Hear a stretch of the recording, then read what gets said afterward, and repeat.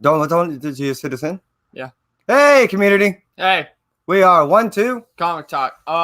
We started. I'm gonna go get a couple things. Yeah, we're trying to test out this live stream thing. We're trying to see if it works. So far, it seems like it's doing all right. Better than it has in a while. Cool. So, like I said, what we want to do is first is kind of test this out. Make sure that we are A-okay. Community, if you're out there, tell us that you're A-okay and that you hear us fine. And we'll get over here, see if we can get into a regular chat zone. Okay, we're good. And one of the things that we want to definitely talk about is some of the books that we read. I don't know about you guys out there and what you've been reading, but we definitely have kind of an extensive list that I've been trying to narrow down. But let's talk about... did you actually get to Double Trouble? I didn't. All right, but you got to get to Philadelphia here. Mm-hmm. Now, I don't know if you know, Rodney Barnes here. I'll put this back in so I don't get my dingy, nasty, sweaty hands all over here. Cool. So this is the A cover to Philadelphia. And I don't know if you heard, but as of officially that I understand of the beginning of this year, the information was launched, and I know it was official that Philadelphia is option, not only just option in the sense of they were given the okay to record, as much as they were definitely saying that they are going to release this. I'm pretty sure this is on Netflix. Kai, while I disappear for a moment and turn on our main light up there, can you give the community a brief little review of what you thought of Philadelphia? The first one was good, and the second one ramps it up even more. Definitely like how the story is being set up, and then how they connect certain things. How they explain the story in general is really nice. So what we know in the first issue is that there's a detective, and he's basically trying to follow up on what his father was working on as far as a case. And his father not only came up missing, but we end up later finding that he's in a particular position of being beyond missing. Right. So we end up seeing in the second issue that father and son are speaking. Did you read the second issue? I read the first... like half. 7 pages and then handed it off to you. That was the extent to which that I end up basically reading into this. That's not to say that I didn't like it. It's just to say that I wanted you to, you know, basically experience it prior in which that I was. I didn't like it. It's just to say that... Yeah, I wanted to make sure that I was out there, and I am. And if community, anyone out there watching, anyone want to jump on the show, go ahead. We're going to be doing this for a little bit and hanging out. We're going to be talking comics, and we're going to be talking movies, and you've been also playing games too, right? Mm-hmm. I've been playing Path of Exile. That's a new one. So to basically finish up on Philadelphia, yeah, I am going to read the rest of it. Highly recommend it. This thing almost reads like it's just a step above a script. It links really well on how it reads. It reads really well. This thing is ready to be storyboard. This thing it's from an individual that knows how things are written as far as to be presented to individuals to market something. Wow, this was ready to go from day one. And I know that he's been in the works of this for after you and I had that interview with both Rodney and Jason. Mm-hmm. We were privy to a lot of information on exactly how long he's been working on this and to the extent that he's been working on this. Now, we didn't get to speak to him very long, but it was concentrated information. So it was a pleasure. You dug it, didn't you? After you were finishing up, I hearing you saying, "Wow!" I was outside. I can hear you yelling. Yeah, it was good. Cool. What games have you been playing, Kai? Like I said, Path of Exile. That's pretty much all that's new.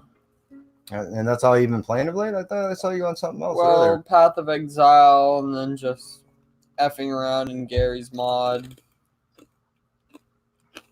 Now yeah, that's or got Counter-Strike Source. That's basically it. no, I'm not going to open up our Thor #1. I want to keep that kind of in pristine condition. It's a sketch cover, so I wanted to read it, but I don't want to read it because I don't want to get my grimy hands on it. It's a catch-22 because we got our order placed in for all 3 of them, but we have an event coming up, and obviously for what we want to do, we want to keep that sketch cover kind of nice. Right. Now, what else were you reading? You said you didn't get into Double Trouble yet. I have. I don't know if you guys out there have been reading it, but it's a fun read. If you're into that slapsticky humor and you don't mind it being paired up with Venom and Spider-Man, it's fun. It's cool. Did you hear that? Maybe. Dude, I think that's the mail person. It might be. I'm gonna go check. We're waiting on a package to come in, and we're hoping that it's a couple of days late because of Christmas. So we're hoping that it arrives not only today but safe and sound. Cool. Yeah. You don't have to shout away because I'm charging up. Yeah. Yeah, but hey, grab that. Cool. So as it sees to be, looks like there's a bill and a package. We're in there. So, see what's in this. You genuinely don't know what that is, do you? Mm-mm. There's an event happening, and there's a book that I've been wanting for a while. I've never had the first printing. I had the third printing, which was fine by me. It was actually a killer cover, so I didn't mind. You told me what this was once, but I don't think I was listening. So That's not. I've been wanting this thing. I'm now missing issue 2, issue 4, and Zoe. Hey, it looks like we have somebody at the front door. So Kai, you're gonna have to take over and do the unboxing by yourself. Yeah. So while he's gonna go to the door, we got a package. It's a comic. My dad told me what it was. I don't think I was listening. But let's just crack this open and see what it is. I'm trying my hardest to open this carefully. Ooh, think I got it. Gemini Comic Supply. Let me figure out how to get this. Oh, it's attached that way? Oh, interesting. Okay. I'm going to show the community. Hey, Brian.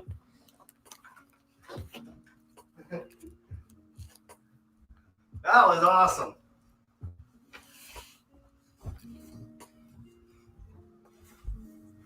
So remember, guys, if you're watching us, subscribe, like, hit the bell. Throw a comment down there, and if you're not doing anything, hey, jump on. You might find some humor in this while he opens this up. Hey, Brian. That was Animal Control, and they were here to check on to see, 1, if we had a dog, as you heard, we do, and 2, if the animals stuff was current. And if she didn't have rabies or anything, which that's why that pull taps. Oh. Which she doesn't. And here she is barking up a storm, though. So they were a little worried if maybe just temperament. Really? Well, until he was looking at the licensing and stuff like that and said, oh, hold on. What? I'm going to flip this over. Oh. And a lot of times that will end up working out okay. So why don't you show the community what we got? We got Venom #3. Yes, we did. Not only Venom #3, but this is the first print. So I have the third printing. As many of you know, if you're Venom fans, Donny Cates is the writer of this book. It's in my opinion that this solidified him as a writer in the masses as far as the community is concerned and as far as Marvel's concerned. So we are going to a signing event with Cates. And Donny Cates will be there. And I want to get this signed. This is in great condition. I'm not seeing a flaw on this thing. This is in immaculate condition. Send it in. So we have the third printing, as I made mention earlier, and now we have the first printing. And yeah, I want to get both those signed. We have the,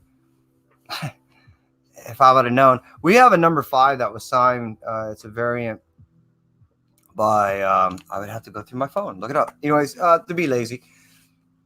Yeah, thanks. It is a nice pickup. I don't think we did too bad either. With delivery, all that, I think it was $40, so it wasn't that bad. So we have the number 5, and it is signed, but not by Cates, but by the variant artist Ji Hung. I think that's who it is. So we have that slabbed, and I have another number 5. So it's kind of an odd situation because what we would have to do is have them then sign that one. Then we did 2 separate slabs, 2 separate signs, signings, and then we wouldn't have the book. So we'd have to go out and buy another one. We do have 7, we do have 9, we do have all this other stuff. And you, being that you're the big Surfer Black fan. Yeah. Me too, don't get me wrong. I'm a huge Surfer Black fan. But he wants to get, would be 1, right? Mm-hmm. The first issue, second printing with Noel grabbing Surfer by the neck. Got to get that signed. And then,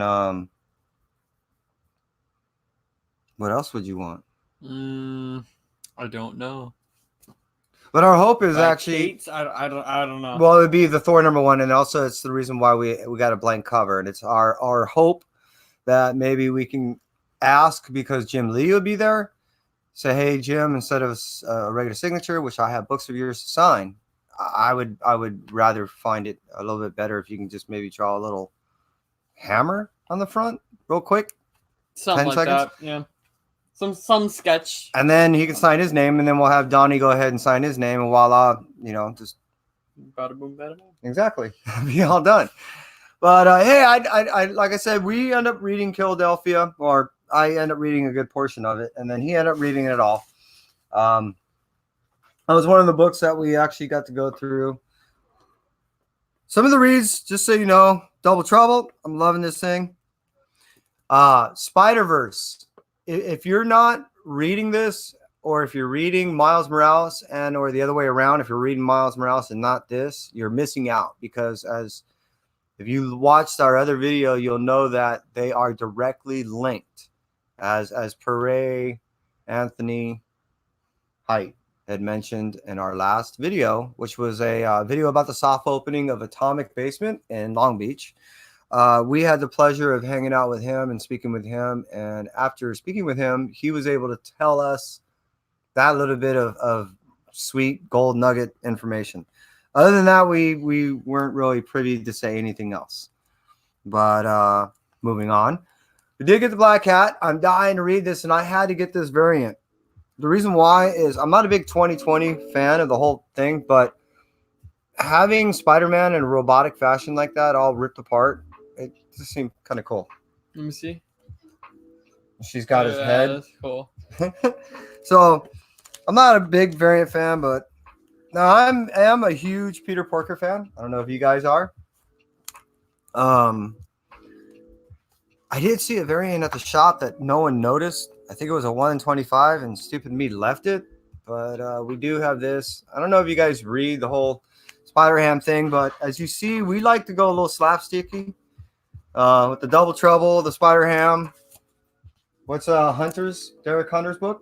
Pretty violent. Pretty violent. I mean, these are the things that we like to read, because after reading things like this, and then reading things like Philadelphia, you got to kind of decompress a little bit.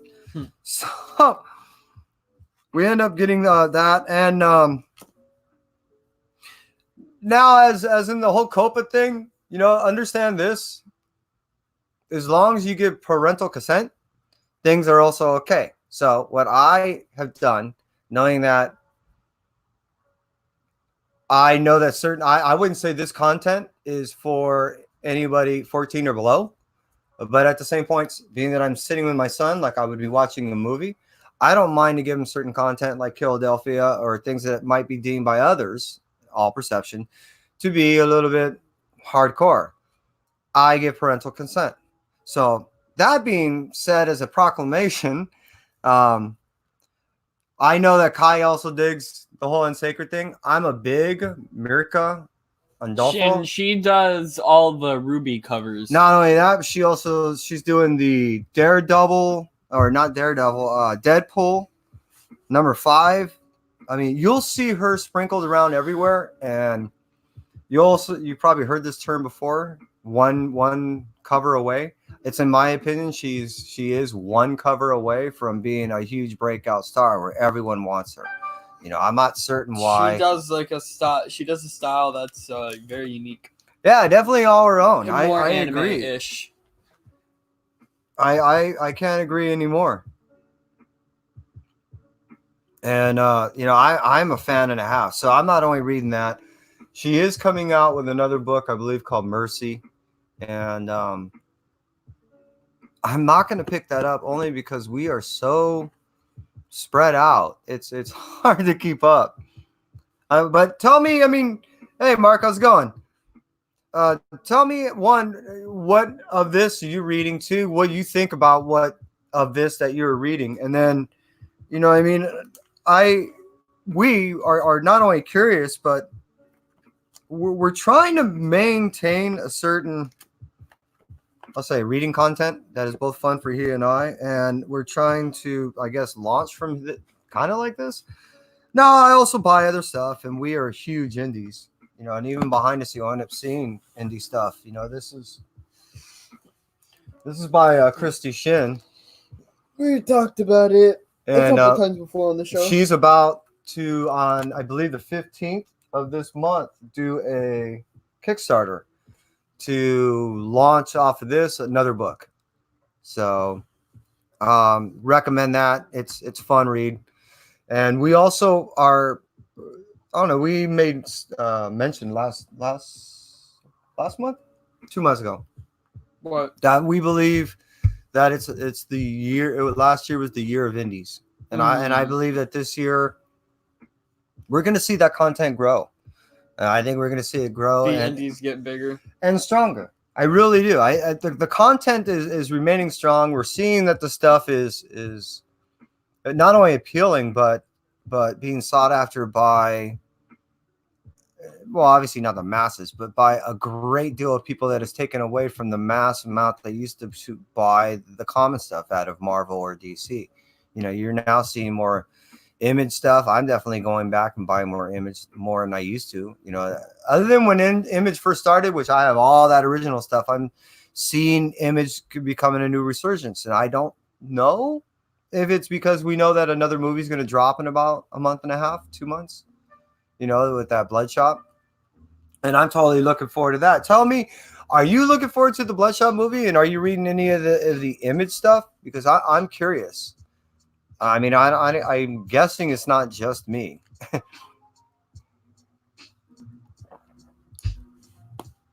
So, the Venom 22 ended up dropping. I've been trying to get Kai to read this stuff for a while. I've been kind of cooped up on my games a little bit. Well, a little. And, you've been reading whatever, what you like and your content. And you've been doing, you got your gun, you put it together. Mm-hmm. As far as he does an airsoft thing.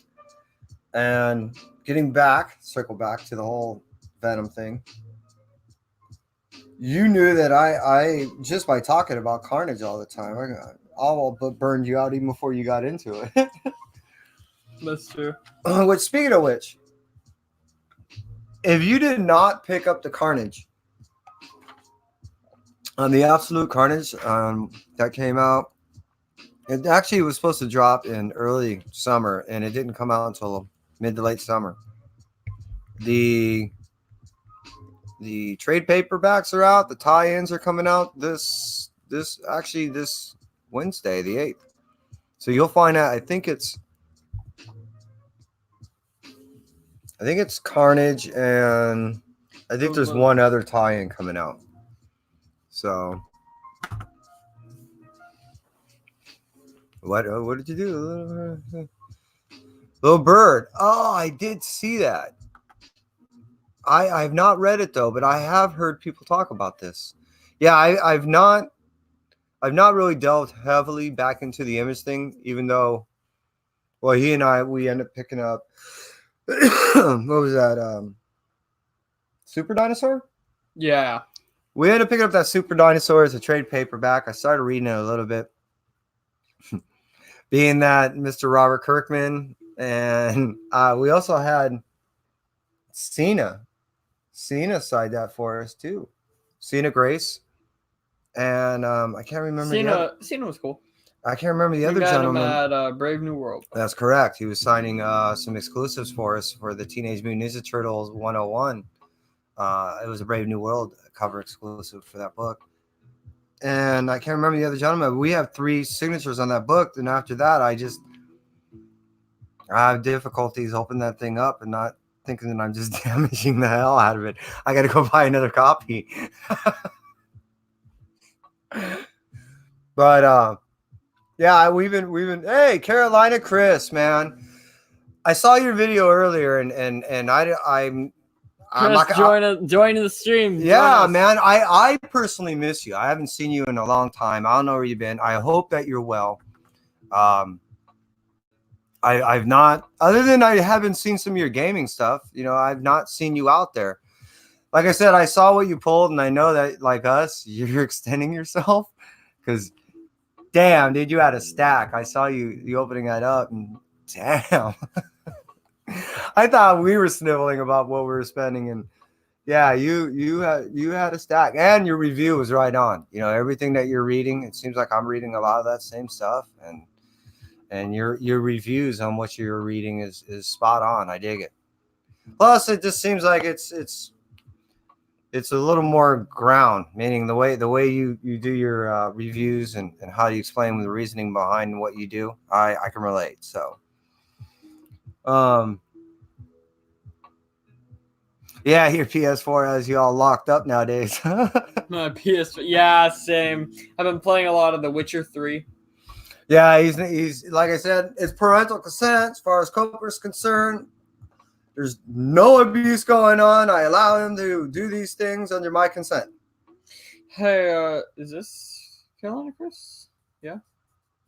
Looks like him. I just want to follow him. Oh yeah, that's probably him. Yeah. Guys want to make sure he was following you up correctly there, Carolina. There, Mr. Chris. On Instagram. And so getting back to Venom. Yeah, I'm digging this whole Venom run and things now that it's in my opinion now that Donny Cates is jumping on the Thor thing, he's going to end up tying this whole Venom, Thor. I'm sure with Ewing over on Guardians, he's going to pull that back out in a way that he did with Immortal Hulk and get not only people drawn in there, but it's in my opinion what I think was going to end up happening. Absolutely. Is that we're going to see all this stuff tie in where to me, it seems like some of these stories were kind of loose and it seems like they're tying it all in finally, which is cool. So being that Cates finalized his number 12 and he's allowing Ewing to pull it up as far as coming back and restarting Donnie over on Thor. Venom, I mean, I don't know about you, but it just talking about this gets me fired up. I'm tingly. It's going to be awesome. This is stuff that we would see culminating even before Secret Wars came out and things like that. And this is awesome. Do we want to? I got it. Just keep on talking while I All right. handle this. And so hey, if anyone else is out there that wants to join on stream, say throw us a hey. We'll jump you on. This is new for us. We're trying to make it nice and a nice hangout feel. We're trying to also get a feel if this would work out. We may end up doing this on a regular basis, and we're trying to even figure out when. He obviously goes to school, or wait, he goes to work. I go to school. He figures out all like the light stuff, and then I figure out all the tech stuff. One of us figures certain things out, and the other thing figures the other thing out. And between the two, it kind of works out together. But being that we're new with all this and we're trying to do it, we're still having some growing pains. So that all being said, what we're basically trying to say is, hey, look, you want to join on? Cool. We're trying to figure out how to do that. We just jumped on with StreamYard, and we're having a good time. And we hope that you will too. Yeah, definitely wanted to talk about this. Definitely get The Witcher 3, especially. I don't know if it's on a sale right now, but the game goes on. It's like $60 or like $40 or something, but it goes on sale like every other week for like 10. Really? Yeah, I know. So definitely get it while it's on sale. That's how they hit you up with those game cards on like Pokemon and everything else. You got to constantly refresh. You got to constantly buy in. It seems like you're saying $10 every other week. No, I'm saying it's like $40, but it goes on sale for $10 so often. I got that you should wait until it goes on sale. And this is why he keeps me honest. I got you. Yeah, well, you know what? In all reality, that isn't that bad. You know what I mean? Especially with the amount of... Like, for Christmas, they put it on for the complete edition with the 2 DLCs for like $15. And I was like, sure, I'll get the complete edition for $15. Especially with the amount of hours that you end up spending on these things, that ends up working out. Witcher 3 actually has an insane amount of content for its price. Well, actually, after you showed me the content in which that they had, I was rather surprised on what they're throwing out there. Yo, Dylan, how you be, man? Hey, if you want to jump on, hang out with us. We're basically what we're doing is we're trying to figure this out. We're killing time. We know that there's upcoming shows later on tonight, and we're trying to get a feel of what this is like for us. You know what I mean? This is our first time doing the StreamYard thing. We came up with a cool idea. Check this out. And tell us out there in the community if you like it. What we were thinking is, I don't know if you saw the opening that we end up having the whole what did you have? You had basically a stage opening, didn't you? On what? On our opening of our stream today. Oh yeah, I had a little like red curtain. Yeah, I added as a thumbnail. So what I like to see is, I'm telling me, what you guys would like to see. We're small and we're trying to do something simple. Is being that I'm a stagehand, I love the whole curtain thing. So I would love to see the curtain open up. You see our couch, and then you see the number 1 and the number 2. He's been brainstorming some ideas for what we could have on the show. Yeah. Oh, really? Yeah, and I'm just thinking it would, if it was something simple like that, see a number 1, number 2 jump up on the couch, and then it said right underneath, Comic Talk. I think that's perfect. Or even spell out the word. I don't know, but it's something simple, and we do simple shit. We're not trying to make it too complex yet. We're like I said, it's a growing thing. You know what I'm saying? But if you guys want, jump on. I want to talk a little bit about, again, since I am a fan of Black Cat, and I don't buy a lot of things for the covers unless I'm already buying the story. So if I'm in the case of the example I'm using right now, Black Cat, if I'm already in on the story, then I will buy a cover A and a cover B. Let's try it that way. You keep talking. I'm gonna try something. Yeah, no, he's the tech dude, so I'm ignorant on this shit. So what I'm getting at is, on this whole run of Black Hat, I'm not buying an A and a B. But the first cover, issue 1, I bought a couple covers. Issue 2, I got a couple covers, but I got 1 CGC. He and I end up going to LA Comic Con. And that's why we end up meeting some people there that, we just had to get some stuff CGC, and we had to do this. 1, I want to seal up a memory, love the kid. And 2, we knew that certain opportunities are fleeting, especially I know that from my life experiences. So I just want to seal this up. It's not a matter of flipping and all that other stuff. Getting back to the point. As far as Black Cat is concerned, I've been reading it, and it's a fun read. It's always developing, and it's always telling a story at the same time.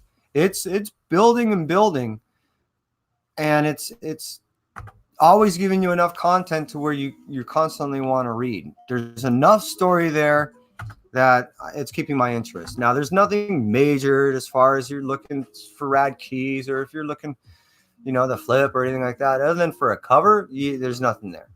But if you want a killer story, it's there. If you are looking for a whole spec thing, I can't believe I'm doing this. What? There is possibility in issue number 10. But doesn't that sum up how we buy all our books? Is that we read them for the story, not really for the spec value? Absolutely. Well, that also and okay. And now he just brought up a great point. For the whole reasoning of what you're speaking about, I can't agree anymore.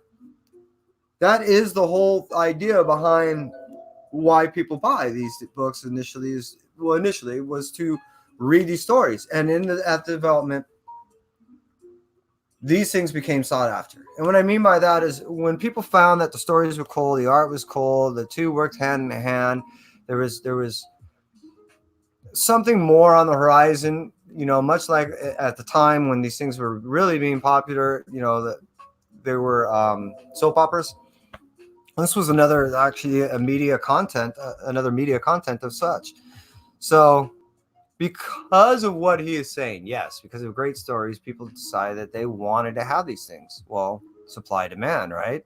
You only have so many books, or so many books in so much condition, that the demand became higher because people just had to read these stories that other people were talking about. Hence, now the price goes up. Right. So, yes, initially, it's about the stories, and people have turned it into something else. But when it all is said and done, hey, Bri, the reality is we're still going back to, I'm not going to buy something unless there's some content there worth me buying. If it's absolutely all about the art, my recommendation to the majority of the community out there, stop buying comics. Contact these people that actually do the art for the comics directly, and have some, save the money, and then have them do some work for you. Have them do a real commission piece. I'm going to throw a name out there arbitrarily. All right. Jason Sean Alexander. You go to his website, and right now he's throwing out excellent art. If you're into the heavy shading, heavily penciled, and just a diverse content of art as far as what he likes to draw, I recommend that. I was just reading this morning, Kevin Eastman just launched that he just put up his whole 2020 calendar along with stuff that he's selling right out of his studio. And what I'm getting at is he's releasing all these killer covers, art, no book content. You can just buy the cover art, buy the signature, get the 11x17, and just start throwing posters around. If it's all about the art, I get it. But why own a book then? You know what I mean? The idea behind the book is the content. Right. So I'm there with you. I am more than... Matter of fact, another great example, I know I'm going off on a tangent now, is this book that I keep bringing up, Christy Shin's book. The majority of the content is art. I bought it for that reason. Now, the wording that's reflected in the art supports it. So I didn't buy it for the literature as much as I bought it for the art with the literature supporting. The majority of comic book, especially when people talk about first appearances and all this other stuff, is the content of literature supported by the art. If you think about it, we only worry about the first appearance of a cover, only after which the content of the individual, the significance of the individual shows any type of any gravitas, if you want to use something, right? Until we know how heavy the character is, does it pay out as a character of investment as far as the spec is concerned? Please, if I'm wrong, tell me. I mean, throw a comment down. If I'm way off pace or way off base, but or just leave your thoughts in the just chat it up. Yeah, because I mean, when he and I have a discussion, it's usually not necessarily about the art, right? Right. It's about the story almost always. Now, when we're impressed by the art, why is that? It's because we actually read through the entire thing page for page and appreciated that art. A lot of times. And our appreciation also grows when one happens. We actually meet the creator. Yeah. So we tend to be a little biased when it comes to certain things that we end up purchasing, most for the reason of when we end up meeting these people. We like the person. So it has more meaning. Right. And I get that too. That goes also to the significance. I'm going to change subject about when we go certain places and meet certain people for signing events. You know, we know that when we go to this next major signing event that we're going to go do, we're going to pay. I'm going to pay. This is going to hurt. Mm-hmm. Background. Bring them in. I know. I see. And then, but other than that, we go to other events where we get free stuff. So, it is what it is, right? I guess, Hey, we have someone in the background. We have to leave him out for a bit. He hasn't set up his camera yet. And that's fine. But I want to take a moment and talk about this individual. Mark Knapp's. Actually, I can just see this. I buy the crane covers for the covers. Now, more times than not, when you buy the crane covers, you're also buying, I assume, the book for its content, but you desire that particular cover, I'm guessing. You don't just buy the cover and never read the content, do you? I mean, I'm curious. It's everyone's personal. When subs you. Because me, I am also a big crane fan. I mean, I got all the I have a few crane cover. Well, isn't all of the Carnage USA crane? You know what I mean? And then a couple for Venom. What is that? 6, I think, and I think I have a couple of the crane covers for Venom. So and 21, absolutely. Shit, duh. This is my store folio. I end up printing out this to put in my store folio slip-in thing. Shit, 3 months ago. No, absolutely. No, and I am, when it came down to this, to support, I guess, you, when it I ended up buying 3 covers myself. I needed the A, B, and C of Venom 21. But I desire the content. So the content I value, the covers of the B and C I valued. So Kai and I always try to buy a reader cover, or if it's a book of we feel that will never be a significant value, let's say, I don't know, I'm not going to do that. I'm not going to pick on anybody, but let's say a book that's into, a number 5 or number 6 issue that we know that is a slapstick type of comedy book that will never see any type of speculative value down the road in the market. We don't mind buying one of that and just using that as the reader. Right. I mean, you've yelled at me before with that Joker, dude. We can't touch this. Yeah, I was like, what are we doing? You said go get another cover or a copy. Make sure it's at least as good or not better, so we can read this one. Right. So we will borrow art for art's sake. At the same point, I've spent money on cover art, meaning I would rather, if I know that I want the content and I believe that people want that content too, I will buy. In the case of what we did is buy that Thor book. Oh, right. That blank cover. Yeah, right. And then we'll spend the money to have art done. If you've watched some of our past videos, you would have seen shit. What was that? Spawn 300? Yeah, Spawn 300. We had Juan Gedeon do some art on there. So I spent, I don't know, a few bucks on that. I'm not going to disclose necessarily, but my point being is I don't mind spending the money on art for art's sake. And I believe that you buy content for content's sake. And if you can go ahead and intermingle the two, that is where the value comes in, if that makes sense. Again, if I'm off, Please. I invite discussions like that. I really do. I don't believe there is no real wrong in this. All there is just flavors of personality and taste. So. All right, well, let's get our guest in. Yeah, hey, this is an individual that I've been watching ever since I got back.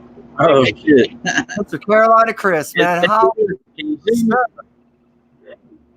Yeah, what's going on, bro? Yeah, all good here. Happy New Year. Happy New Year, man. Over here doing some reading, man. What y'all reading today? Today we were reading. Well, he beat me to it. I was starting with the Philadelphia, and he actually read it all the way through. I don't know if you're reading it. Oh yeah. It got officially picked up as far as they're gonna shoot it. Oh, I did see your thing. You got the A and B cover. I could not find a B cover. Yeah. What? Oh man. Yeah, I see there's like a delay when you talk, so I got that figured out. Yeah. Yeah, I was able to get both covers, man. I haven't read it yet. Was it any good? Oh, he did, and I can hear him screaming all the way from the garage. You know, I go out there to indulge. Yeah, Philadelphia 2 is really good. And yeah, I just read Thor. Okay, so as we were talking, I ordered 3 covers. I bought a cover because my covers won't come into me in the mail until after which. So we're going to go see Jim Lee and Donnie Cates at a shop by us. So I want to ask Jim Lee to draw like a little hammer and then sign it. And then I'll have Donnie sign that book. And then I'll see it, because CGC is always there. I'll just have them slap that in the case for us and send that off. You know what I mean? And then I got some other Venom books I want him to sign. And he wants some Surfer books signed. And yeah, it should be cool. It should be Donnie fun. Cates, man. Well, where are you at specifically? Fayetteville, North Carolina. Oh, he travels through because he goes because I believe he's in like Texas. So I believe he goes usually East Coast first, meaning on his tours up to New York, comes down like to Washington, goes to California and goes back home. So this year it's a little different. He's starting off with us. So he's coming with California. The next day he's going to Nevada. And then after that, I didn't see where he was leaving to. So he's taking the opposite route. Yeah, he lives in Austin. That's where he's from. I've been to Texas maybe twice in my life. Dallas is huge, but yeah. I've got like maybe 4 books signed by Donnie, and I've always had to go through like middlemen, like these Facebook groups who do these private signings where they take the book, get it signed for you, they charge a fee, and then you end up paying more for CGC grading because you're going through these middlemen. You know what I mean? I hate going through the middlemen, but if you don't actually get to see the guy yourself, what can you do? Yeah, I mean, I haven't heard about this kind of stuff, but I kind of figured something like this was out there, that there would be some organization saying, hey, we'll sign it for you, but hey, we're going to charge you as much as we can for this. I would probably be nervous as because hell. You don't have a choice. They know you don't have a choice. If that's what you want, they know you're going to go through them, and they're just going to try to get some pennies out of you. So did it hurt? Say what? Did it hurt? What they charged you? Well, I mean, with a CGC membership, it's like what, $27 for the grade and a press. I think it kind of maybe rounds up to what, 40 bucks or something like that. I think.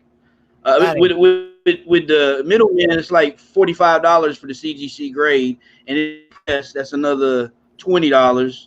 So $65 is what it'll cost you for the grade and the press, and then the signature. If they charge for a signature, you got to go by the person's word. Yeah. So, I mean, these guys, these groups on Facebook, they're very, very big. I mean, people send in 10, 15, they send a lot of books in to get graded through these guys, man. I had to stop, man. I'm like, look, if I'm gonna send in 10, 15 books, it's gonna cost me $1,500 or more. I might as well buy the plane ticket to the Comic-Con and get it done myself. You know what I'm saying? Yeah, no, It just don't make no sense. We were fortunate enough for Maximum Comics in Las Vegas to basically get our Pretty Violence and have them signed by all the guys who made it, and have it shipped to us for a good cost. We've found, and we've been lucky, that if we keep decent rapport with certain shops, not even our states, we will plug shops out of our states that we've only maybe visited once, and we'll throw shirts at them. We have these shirts. By the way, I got to find out where you live so I can throw a shirt at you. That is all I can see. We've been finding that they're more than willing to, as long as we pay for shipping and stuff like that, send books that are signed or whatever.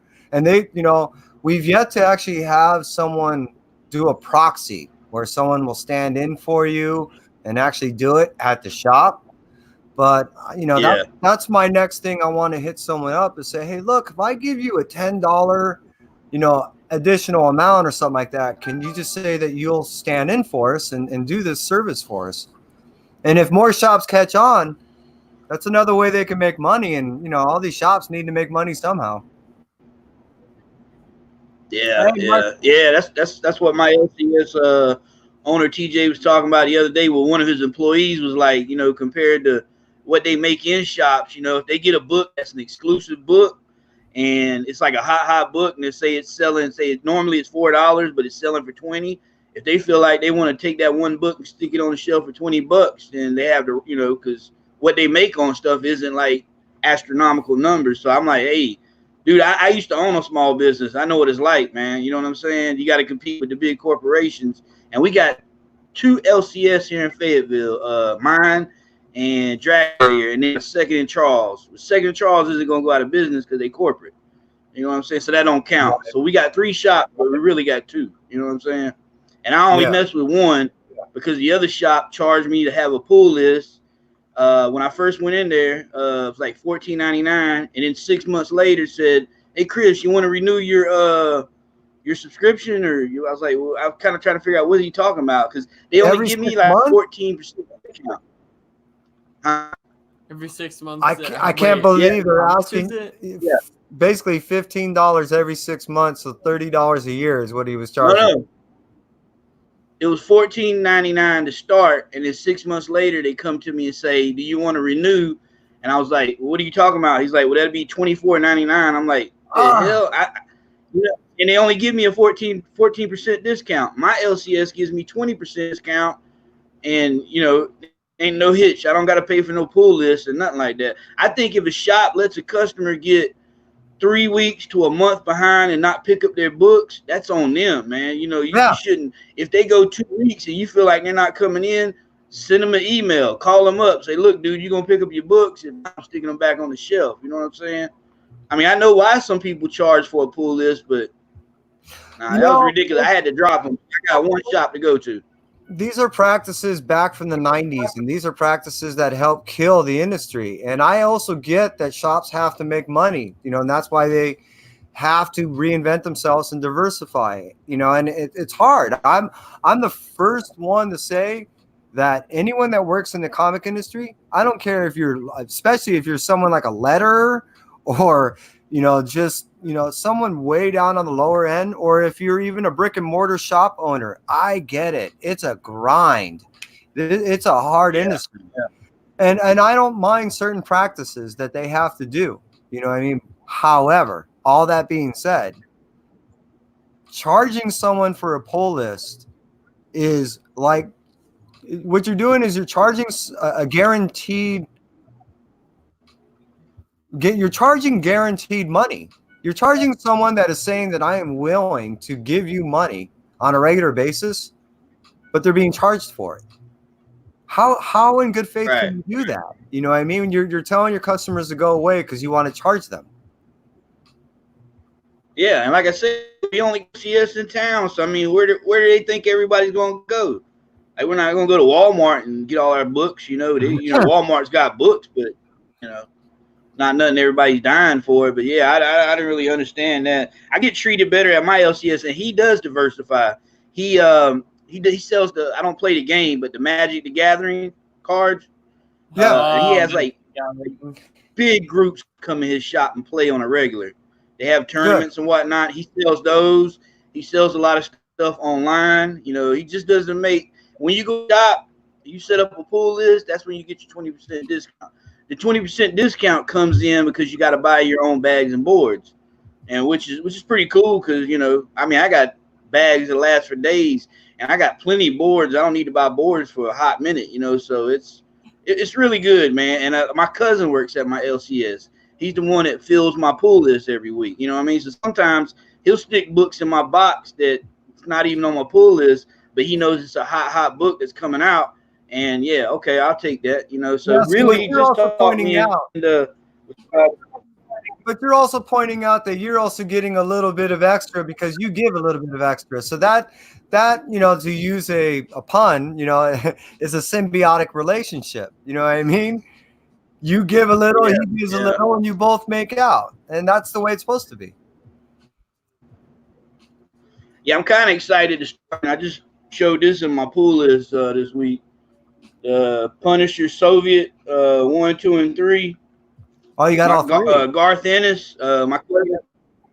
Yeah, my cousin was like, "Yo, you need to." He had number 10 just came out, and he was like, "You read this?" I'm like, "Nah, I don't." Honestly, I don't think I read like. I maybe read a few Punisher issues here and there, but never like a whole series. And he's like, "You might want to try this out, man," because he says it's pretty badass. You know, it's got. Of course, it tells you explicit content, so you know it's probably gonna be a lot of violence and cussing, which is right up my alley. So Sure. yeah, I'm pretty excited That's to get into that. Not little, yeah. You know, that's to be Gotta mark expected this with the video. book. Gotta watch out for copper, man. You gotta mark this video for kids over 18. Well, that's why I was saying earlier, as you were setting up. No, I was saying, you know, the way that it has to be viewed is that I give full, you know, just ability from my son, like a parental discretion thing. Well, I say that my son is okay to do certain things. So as long as he's in the viewing, you know what I mean? He's within my view and all that. I'm allowed to say fucking anything I want and do whatever the fuck I want because it's allowed, because it's parental. So it's all good. You know, that's why I was talking about earlier. It's like, you know what? I get what they're doing, but they also have to look, again, like movies or anything else. They got to take it in with all the consideration, you know, all the consideration. So yeah, I'm not saying any kids can watch this. I give my kid the okay. Yeah, it's crazy, man. That's why I say, man, if they get too nasty with it, man, I don't mind going over to Instagram. I mean, that's where I started. When I started posting all my comics on Instagram until I was at Baltimore Comic-Con about a year or two ago, and I bumped into Grab Those Keys. He's got a channel as well. I think he's like a little over 700 subscribers. He actually stopped posting videos. I think he started working, so he really ain't had the time. But he still posts stuff on Instagram once in a while. And I've been trying to get my videos like less, because in the beginning, I was doing videos that were like 30, 35, 35 minutes. Like, who's going to sit there and watch a video of just comic? Now, unless you're actually talking about something, you're just showing comic books and you're talking for like 30, 45 minutes. Nah, dude. I think someone said people have a short attention span when it comes to YouTube. You know, make the videos short and to the point. You know what I'm saying? So I'm trying to get them as low as I can, but right now I'm trying to at least get it at 14 minutes. If I can go lower than that, eventually is the goal. You know, I got to do my little rambling. You know, it's just I like to talk sometimes. So yeah, and then the YouTube, Instagram TV is 14 minutes and 25 seconds, I believe, for Instagram videos. So yeah, YouTube's getting really strict. Someone said, talking about that, about how, you know, you were saying that you're considering, if you had to, leave YouTube and just go back to Instagram. And I was thinking to myself, I hope not. And then I didn't see you for a while. I was thinking, shit. You didn't really go. You know what I mean? I was hoping you didn't. But you, Harry, nah. There's a few guys that I watch religiously. And because of you're able to deliver your content in such concentrate and small niblets that I mean I stay with you the whole time, you know. But maybe I'm the anomaly. I don't know. But I mean there's certain people that I watch religiously, Bueller, and I watch them all the way through. You know, even if I'm doing dishes, whatever, I'm leaving it on. I never don't just turn it off.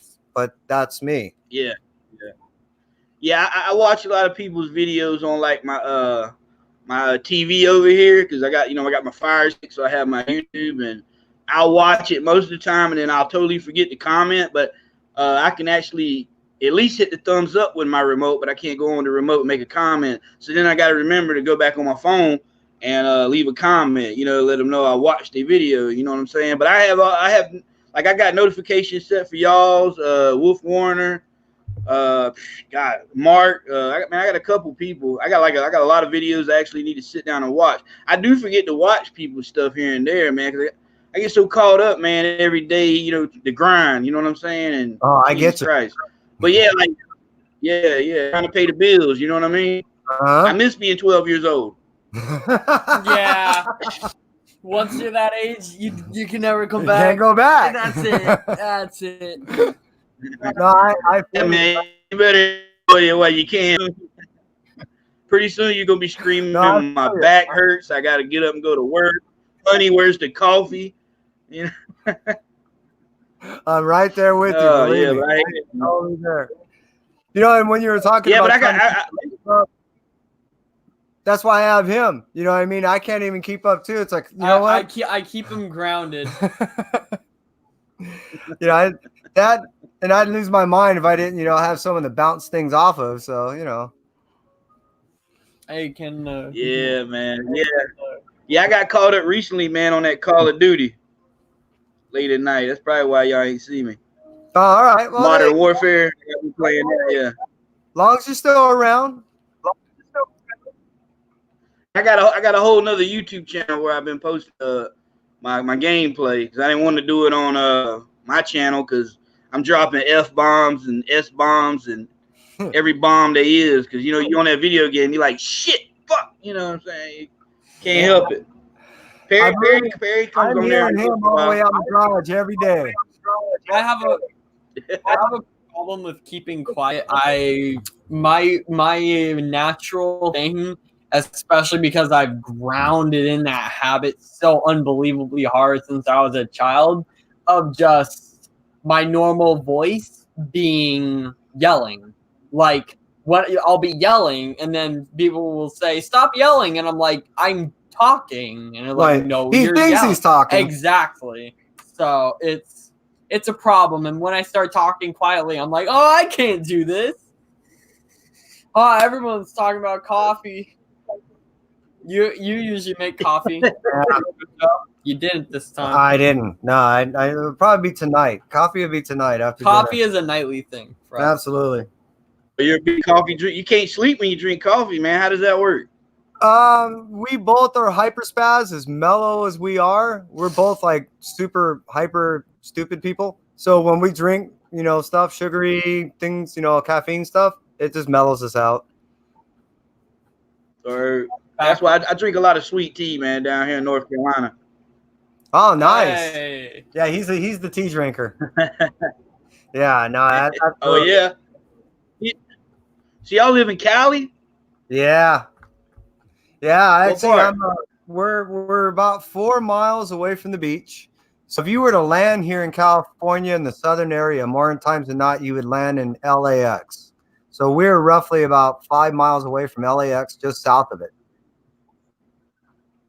Oh man. Yeah. The weather there is just always nice. It's yeah.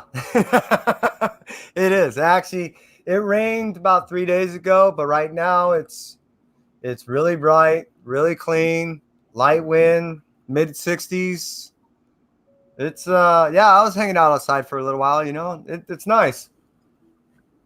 What about you? Hey, what was y'all's top 20 favorite comics of 2019? Or you can name 20.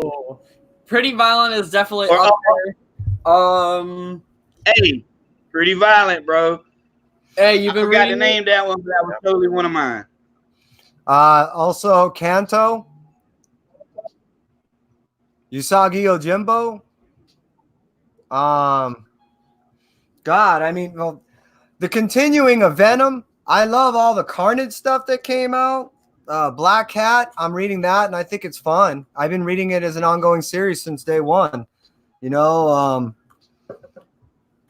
I have been following Mirka and Dolfo for a while, and now that she put out her Unsacred in English, I'm digging that. Yeah. So I've been reading Sweet that. cover, bro. Yeah, I've been buying all of her A and B covers, and the number 3 that I got is a limited edition gold certified something. It's like a 1 in 25. So We're both fans of Unsacred. yeah, we are. Shit, we're you know what? I've never been I picked up issue 1. I've never been a big DC guy, but we've been DC Black Label is. But he got definitely me been into popping the whole off. Black Label thing. So he got me into the Joker Smiles. Was that Dollhouse Family? Yeah. Joe Hill. Basket Full of Heads. It's fucking Philadelphia. This Philadelphia thing is, oh my god, it's just incredible. What else were we reading that was awesome? I mean, What about Vampire State Building? I had to ask myself, am I going to do Vampire State Building or am I going to do Philadelphia? So I waited for Philadelphia to come out because Rodney Barnes is a local around here. And I figured if I'm going to make a choice, I'm going to support the local guy. Oh, yeah, that's what's up, man. We have 3 signed copies of the independents great. edition by him and Jason Sean Alexander.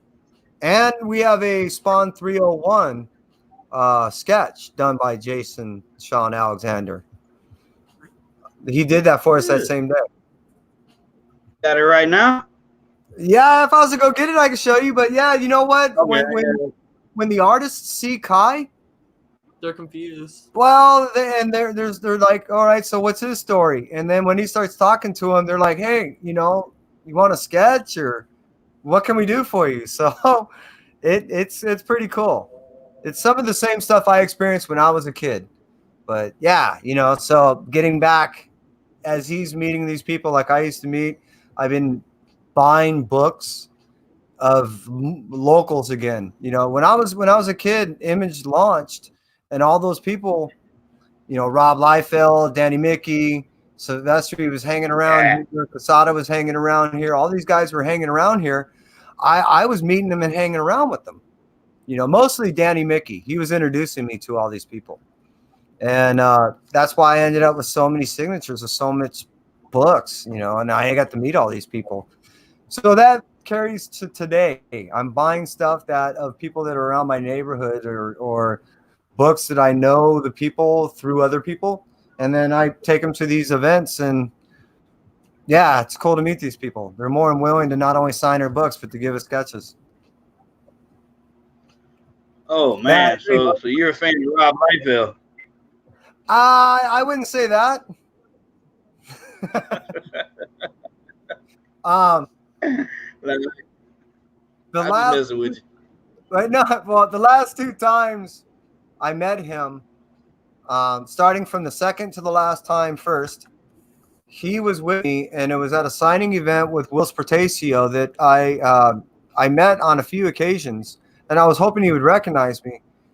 But being that it turned into a monetary convoluted mess, meaning it was all about money, he and I ended up walking away without a signature, without any photos, without any positive of the Rob Liefeld. Yeah, without any positive memory of that event. Now, the last time I met Rob, it was the exact opposite. And the reason why is I had met a buddy of mine, Aldrin Awe. He's known in the industry as Buzz. Exactly. And I was at a launch event for a comic shop called Krusty Bunkers, and Buzz was there. So I'm like, hey, Buzz. Sorry to interrupt. I'm gonna cruise out. All right. See you in a bit. Yeah, it's true. In a bit, I come back. All right. So, you know, as Buzz and I were talking for a while, and he ended up giving me some insight and information. So I ended up taking that to the next signing event I ended up seeing at Rob Liefeld. And when I walked up, I said, hey, man, I got some information for you. So I was just talking to him as a buddy and giving him information, and he totally forgot to charge me the amount of money that he wanted to charge me for the signing, because I had information that he found was more valuable than the money. Even though his CGC guy behind him kept tapping on the shoulder, dude, get the $80, get the $80. You know, I'm like, oh. So I'm not saying I'm a fan. I'm not saying I'm a hater. I'm just saying it's like with a lot of these guys nowadays, it's a lot of money. You know what? First time I met, and the only time I ever met Rob Liefeld was at Bull City Comic Con in Durham, North Carolina. And bad experience as well. The money was a problem. I brought 3 books, and I bought New Mutants 100. I had X-Force 11 and New Mutants 87. And the New Mutants 100, I bought $20. Great shape, came back 9.8. I got Rob Liefeld to sign all 3 of them. And my bill for the signatures and the CGC grading. Now, I never talked to Rob about the price. I talked to the CGC rep at the end of the table. He took the money. He took the books. He told us how much it was going to be. And he goes, I want to say it was $360 or $380. And I later on, I mean, I bitched about this for about a damn year or two. You know what I'm saying? Like, yeah, what in the hell? You know, CGC grade plus the signature. I mean, what was he charging for the signature? $60 a piece, or I mean, 80. Trying to do the math now blows my brains. You know, so 80. Yeah. Well, yeah, I don't know, man. See how it works is this. He pissed off CGC a couple of years ago. I want to say, I'm going to lowball it. I'm going to say a minimum 2 years ago. All right. So he doesn't do anything. I know what you're talking about. And so he doesn't do anything outside of his personal CGC representative. It's that guy that calls the prices. And that way Rob can distance himself and say, it's not me, man. It's him, which is all bullshit. So he uses this middleman to charge money for stuff that he knows he's charging too much. And he puts on this fake face of, oh, yeah, I'm your friend as long as you paid him. And I'm sure I know who you're talking about as far as the CGC guy. He's been with him for years. Is that it's his friend. David Hung is his name? Yes, that's him. Asian guy? Yep, that's him. Oh, my God. Is that when he switched and stopped signing books with CGC and went to CBCS for a while? Well, that's only so he can make his money. That wasn't his preference. So he doesn't have necessarily a decent rapport with them. I'm not saying he has a bad one. I'm not saying he has a good one. I'm just saying it wasn't his preference. Yeah. Two, they don't have the best rapport. So, yeah, that's why. And that's how. You know, yeah, you know, you know, David Hung, he's one of the guys I was talking about earlier that has the Facebook group that they do the middleman signings, and they'll take your books, get them signed, and blah, blah. I think it's called Trinity Comic on Facebook. He's one of the guys. Yeah, he's gotcha. That has it's another Facebook group that does it too, man. I mean, it's crazy, man. Guys be getting 10, 15. Like, matter of fact, the other group, not David's group, Trinity Comics, but the other group, I can't think of the name right now. But right before Stan Lee died, they had this private signing that they was going to do with Stan Lee, and it was going to be about $240 a book for signatures, I believe. And I had maybe 3-4 books I was going to send because I would never get to meet Stan Lee, and he was getting older, and you know, I think everybody thought it was a matter of time before he had passed away. And the week that he was to do the private sign is when he passed away. and they sent all the books back. So it's crazy, man. Yeah, Damn. but yeah, it was a bummer. Yeah, I It don't was have any. it had sent off. You have any signed Stan Lee stuff? Say what? Do you have any signed Stan Lee Yeah, stuff? I got Deadpool Kills the Marvel Universe, number Wow. 1. Signed. It's a 9.8, signed by Stan Lee and Rob Liefeld. Believe it or not. Damn. Yeah. So, Yeah, I never got to nothing. meet Stan Lee in person. I met him. As far as meeting, I funny story. So I work in entertainment. I'm walking through CBS Television City. I'm inside, and the way it is I just come walking out of what is called Stage 33. Yeah, if you can sign them off for me, I have a killer. Stage 33 is known as the Carol Burnett stage, and it's where we shoot Price is Right. Oh, hey, Kai, if you could shut that curtain for me, that'd be awesome. So, anyways, I come walking out of Price is Right, and I'm now in the main hallway, and I look to my right, and I'm seeing one person a little taller than me, but a person considerably taller than me. I only stand 5'6". I look to my right, and there's Stan Lee, and I look at him. I say, "Hi, Stan, how you doing?" He says, "I'm well. How are you?" I said, "Okay," and I was. This is not who at all I expected to see. So I just kind of stood there with my mouth gaping, and then he walked past me. I assume he was going to the newsroom or some interview or something. But yeah, that was the only time I got to see and meet him, and I never formally got to introduce myself or anything. It was just in a passing by. Oh man, damn. Well, hey, that's still, man. This is probably damn close to that. Probably closer than a lot of people got around here, But yeah, that's pretty good, man. It's crazy, man, how much he left his mark on this world, though. Like seriously, like the characters he created, they're gonna live like long after we're gone. Our kids is gone. Our kids' kids. I mean, till the planet Earth disappears. That's kind of how you want to live your life, man. Even though there's a lot of crap going on with his sister and money and stuff like that, but at the end of the day, man, he created a legacy, man, and I agree. that's what it's It's cool all that you bring that up because about. it's true. These are things that will outlive us, and that's another reason why I was sharing it with my son. These are the things that I had, and I want to share with him. I think you may have froze on my half. I'm not certain. Or I may have froze. Hey, Kai. Yeah, what's up? I think I froze. You think you froze? Yeah. Let me see. Hey, community, if you're still out there, I'm trying to make this work. I swear. No, we're there. No, but look. Oh, that means your phone froze. Yeah, see, now No. So, hey, community, you still out there? Yeah, we're still here. I hope you are. I don't got Chris anymore. Oh, I lost Chris for a moment, and I think he's trying to come back here. Oh, what happened? And I think we're trying to get another person to cruise on with us in a little bit. Oh, we got Chris back. Hey, Chris, you back with us? Yeah. I was here. Yeah, I guess we all got froze up. Yeah. I'm running on a computer. I think it'll work, but I don't know. So weird. We're trying. Growing pains. Yeah. Yeah. Chris was lost for a second. Yeah, you're right, bro.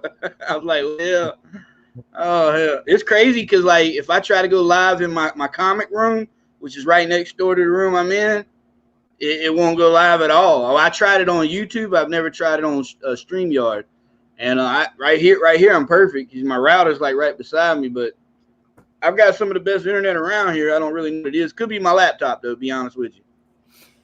And possibility. I bumped up the hard drive on mine, and so meaning what I ended up doing is I threw 24 gigs of RAM in there, and I figured maybe that was my issue. And no, I think part of the issue is me, and part of the issue is This is not an old computer. This thing is only like a year and a half old, so I don't get it. Oh well, yeah, dude. But I'm like I said, it's growing pains. So Yeah. I know exactly what you mean, man. Human error. Yeah, I've read read like I read Suicide Squad #1, Tom Taylor, because I hadn't picked up none of the previous Suicide Squad issues, and I'm a big fan of Tom Taylor, so I'm like, okay, yeah, this should be good, it. I don't know, I don't want to ruin it for anybody, but I just hit him on Twitter. I'm like, Tom, what in the hell did I just read, man? People are getting killed left and right. I mean, it's Suicide Squad, obviously, but yeah, I don't know if I'm gonna pick up issue 2, but I mean, issue 1's pretty. And I just read the Marauders. I'm a big fan of Jerry Duggan, Jerry Duggan. yeah, I'd say Dugan. Yeah, Dugan. Okay, yeah. I've always wondered how you say his last name. Yeah, I like Marauders. Kitty Pryde is, and whoever drew M. Frost. Oh, I know that. Yeah, man, hands down. Now I'm really Justice League Dark #18. That is. Yeah, it is. That's probably one of the sickest covers I've seen for Justice League Dark.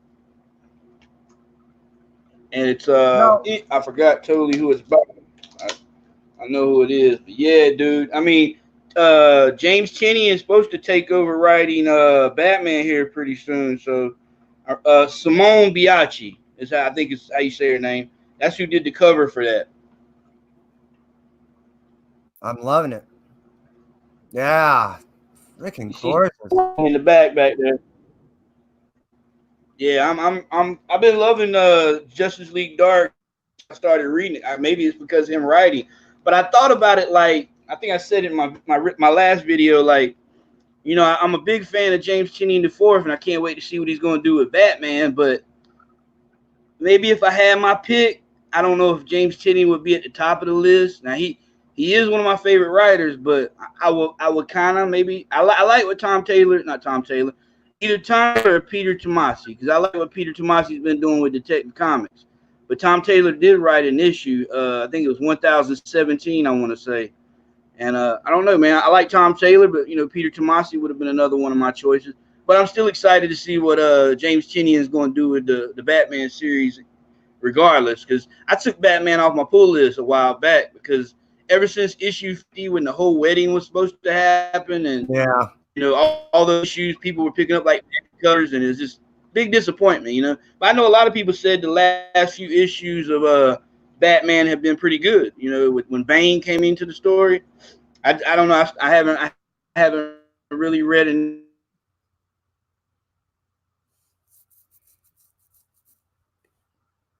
You may have froze up again. Nope, you're back with me. But James Tynion gonna takes it over. A little bit slow, right? You that cover, is that cardstock? Which one? Justice League Dark? Yeah. Let's see. I forgot. It looks glossy. Oh, okay. It's gorgeous, though. Yeah. I like these glossy covers compared to like the. I don't know. I'm not really big. Yeah. You're definitely paying more for that, though, every time I handle a book, I get nervous. So having a cardstock just makes me feel a lot better. I don't like paying that extra $1, but I wish they would only charge us an extra quarter or 50 cents instead of keep hitting this with all these extra dollars. But I know, right? Yeah. But I'm digging the cardstock. Yeah. Liking the fact that I can go ahead and just like wipe off the cover and not have to worry about it, as opposed to going, my fingerprints are eating through the paper. Have you ever had an issue with color rub on the back of some of your comics? Like the ones that have the black. But the way I handle my books, I mean, this is a good example. Let's say like this This is a white cover book. You know what I mean? It's thin. It's not the best of paper. But the way I handle my books is I really don't touch them per se. So after I've opened it, take my tape off, put it in a separate place, I take my book out, and then I marry it to my board, and then I lay it and spin it to where it's on my board, and then I open it, and I've never touched it. So that's how I read my stuff. That way, because I'm always worried about just touching my shit. And my son, he's worse than I am. He's always, Dad, you're touching the books. You know, so I've never had the color rub only because I'm trying never to touch my books. But I do know that the quality isn't nothing like it used to be. I always wonder, like, if it's got to do with how you like if you stick all your comics in a box and they squeezing up against each other real tight, or the room temperature, or doing them in and out. What's up, Chaos? You got my link. Chris. Did you see this when I posted on Twitter? Yeah, Chaos, bro. Now, dude, that guy there, he does some serious reading. Yeah, he does. Yeah, I like I said, I end up trying to take care of my books that way. See his bookshelf behind him in his videos. Yeah, he's got a mass. Yeah, I do everything from the couch here, so I frequently have to pull it down and put it back up, and it's just a hangout for Kai and I. You know what I mean? Yeah. My son, man, I don't get to see him that much, but I see him more than my daughter. I haven't seen my daughter since my mom's funeral 2 years ago, but and she lives like 20 minutes from me. But my son, like, we don't get to read. That's really good what you and your son got. You know what I mean? But like, me and we kind of enjoy Venom, but we never got to sit down and read books together, which I would kind of hope we could get a chance to do that. But yeah, he at least, like, when I buy Venom, I buy one for me, I buy one for him. I know he likes that. He liked Thanos, Cosmic Ghost Rider. I think he's a big fan of Donny Cates, and he doesn't even know it. But, you know, that's why I was kind of hoping that, like, if something bad was to happen, I was to ever die, that he would, like, come over here and learn how to do comics, how to cram them in a box. Don't put all your books. And if you want to have to sell some of them, don't sell the one that's worth $1,000 for $1. You know what I mean? So my fear is I'm gonna die and he's gonna sell my whole lot for like $5. You know what I'm saying? But yeah. That's good. There's a couple of videos out there talking about that. But the cool thing is, like you say, you know, my son, he does know that. But what you do have with your son is you play games with him, right? You play video games. Yeah, but he kicks my ass. You know what I'm saying? That's fine. You know, that's cool. I really don't get to play very many video games. You know, he's hanging out doing the video games, and then he hangs out with his friends. But this is that one thing that we can kind of share. And yeah, he does have a pretty good understanding of how to handle these things. You know, me, it's funny because I'm the one who showed him, but he's the one who's schooling me.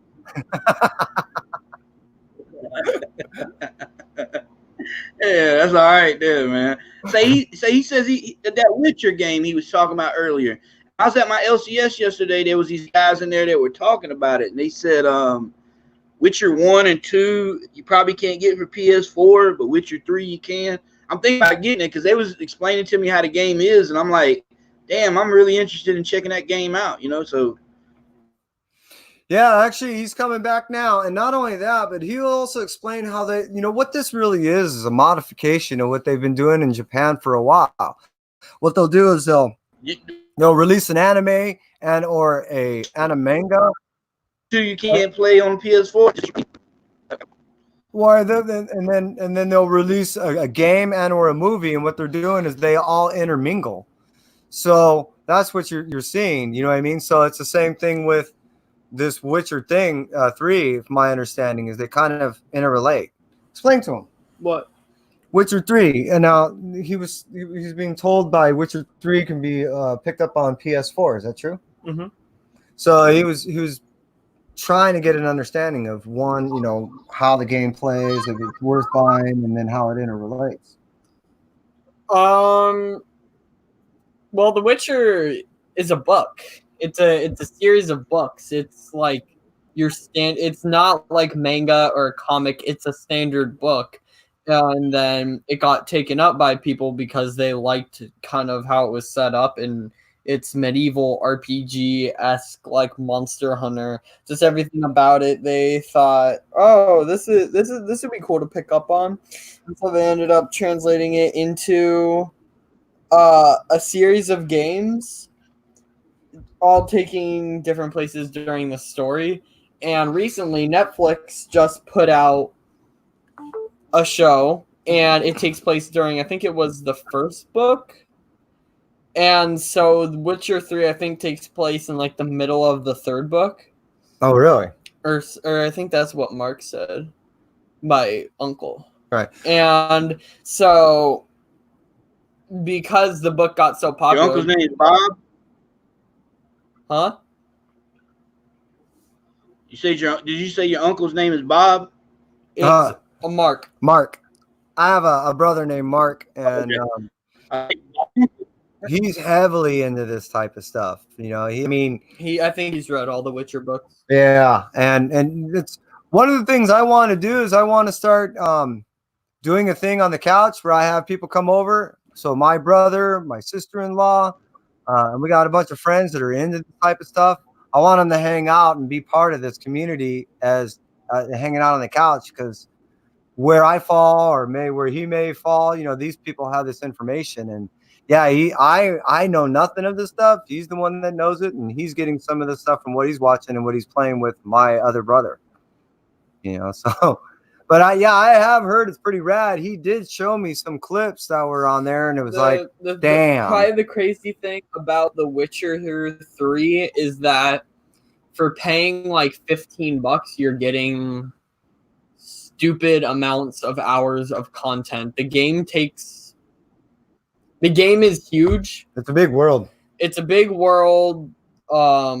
a lot of quests. That's the main thing, is there's so many quests, so many different things you can do. And even after you think you've gotten all the quests, you still walk out into the world, and then a random encounter happens, which gives you another one. And so there's like so many, and that's just an example of a scenario. Like, the game's so big that for me, I paid $15 for like the complete version, and that gives me the 2 DLCs. I'm probably gonna easily have like 200 hours worth of content. Damn. There you have it. And I blast through my games. I sat down the other night and watched the whole TV series, in that whole night. It was pretty damn good, man. How long? I've never read any of the books. Probably 4 hours, 5 hours. Something like that. It was. So you haven't slept yet, right? I've slept now. Yeah, it was a couple nights ago. And then I sat down and watched another show called C with Jason Momoa. It's about the whole world's blind except for a few people who can see. And I was looking at how the Witcher's fighting sword compared to Jason Momoa, and man, that would be a fight I would love to see, man, because that movie C is badass. Like, seriously. Oh, it was good. Who would think a bunch of handicapped people could be so violent? Yeah, it's really, really good, though. Really good. Even in The Witcher, they'll talk about things, but then each thing has, a whole background of it. They call Geralt a mutant, but there's so much behind that. The other night on the ship bed to where they're filled with a bunch of different fluids, so their body starts burning from the inside out, and then it gets remade instantly, and it's all super powered. And that's why there's so much, there's so many little details, and that's why I probably need to read the book. Yeah, is one random thing is that the Witcher can drink potions that no normal person could, because his metabolism is the fastest of any man alive.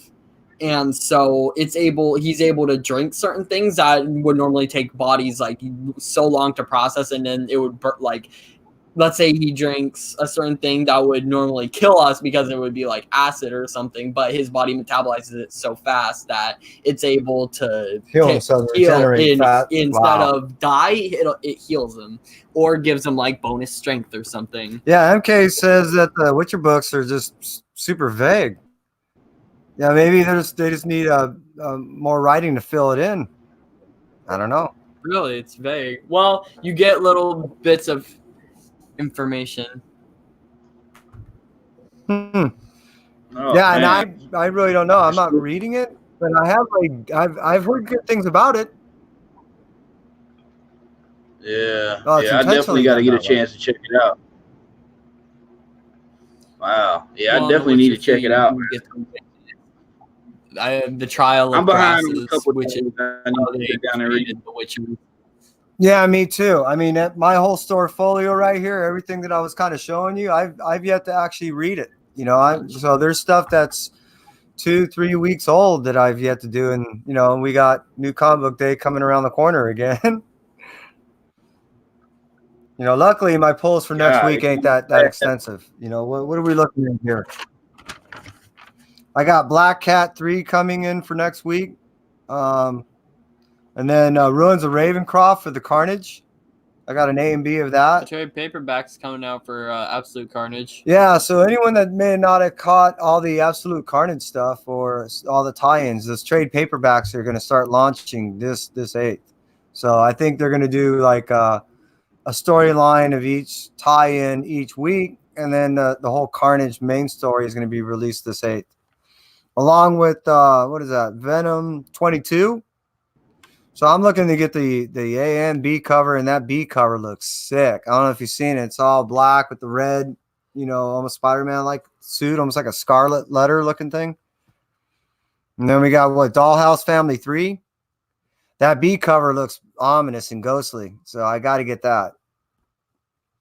And then Okay, Power Rangers, Teenage Mutant Ninja Turtles. Yeah, I got that.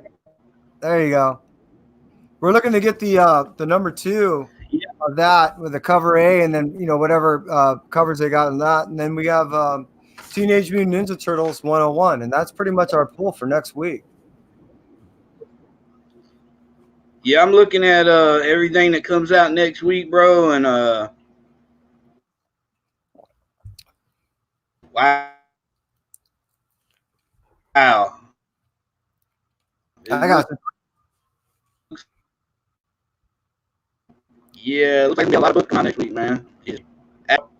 Ahoy Comics has 1 book coming out. Archie Comics has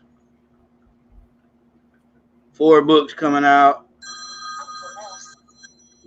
Hold on a second. If that's for me, just take a message.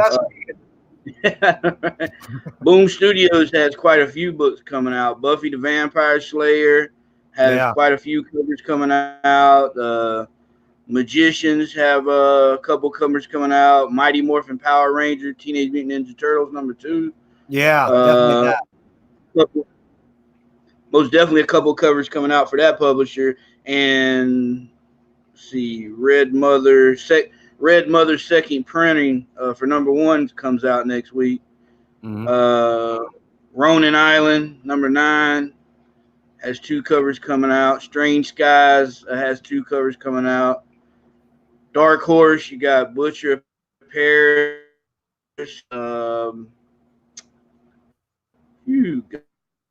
God. Kill Whitey Donovan. Strength of Fire. DC has Aqua Giant number 2. Batman 86. Okay, so I'll make sure we didn't freeze up again. Batman versus Deathstroke. Whoop, nope, sorry. That's a statue. Catwoman number 19. Oh, wow. Yeah. Bomb. Nope, something else. Sorry.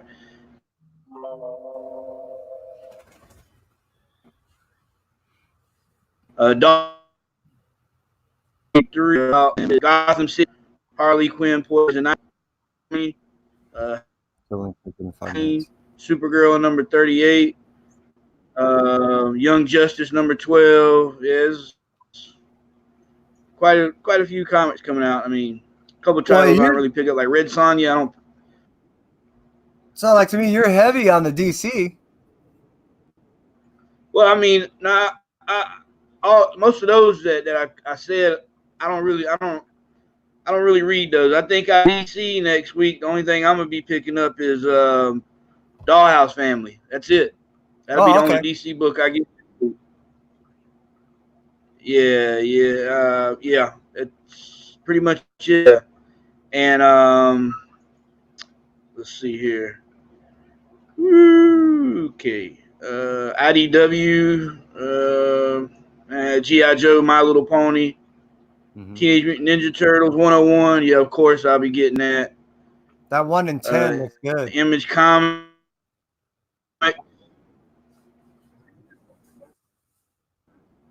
Let's see. If I can see it. Okay. Yeah, you're good. Oh, I don't think it'll show me this on here. Yeah, there's. I'm looking at comiclist.com. Oh, okay. Yeah, I like to see. I really pick up. I used to grab incentive variants a lot, man, but I don't know. I rarely.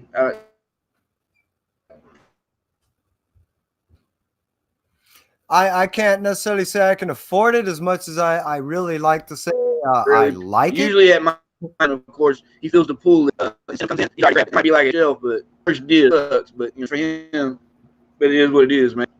I don't know Marvel. I don't know if Marvel has a lot coming out next week or not. But well, The Plot comes out by Vault Comics. I like that. That's a great story. Xenoscope. I don't know. I don't read Xenoscope. Well, Unbound. I kind of liked Unbound. It's kind of crazy. It's about like a virtual game, and this guy's going around actually killing people inside the virtual game. Oh, that sounds it's cool. pretty crazy read. Yeah. Let's see. I think I missed Marvel. Yeah, there's a couple books. Marvel's got a couple books coming out for sure. Jesus Christ. Well, that Ruins of Ravencroft. That's one of them. Say what? The Ruins of Ravencroft. What's that about? After the Carnage thing happened, a part of it happened at Ravencroft. So that's the insane asylum. And that's where Norman Osborn was at. So they're going to go say basically what the storyline is they're going back to Ravencroft to rebuild it.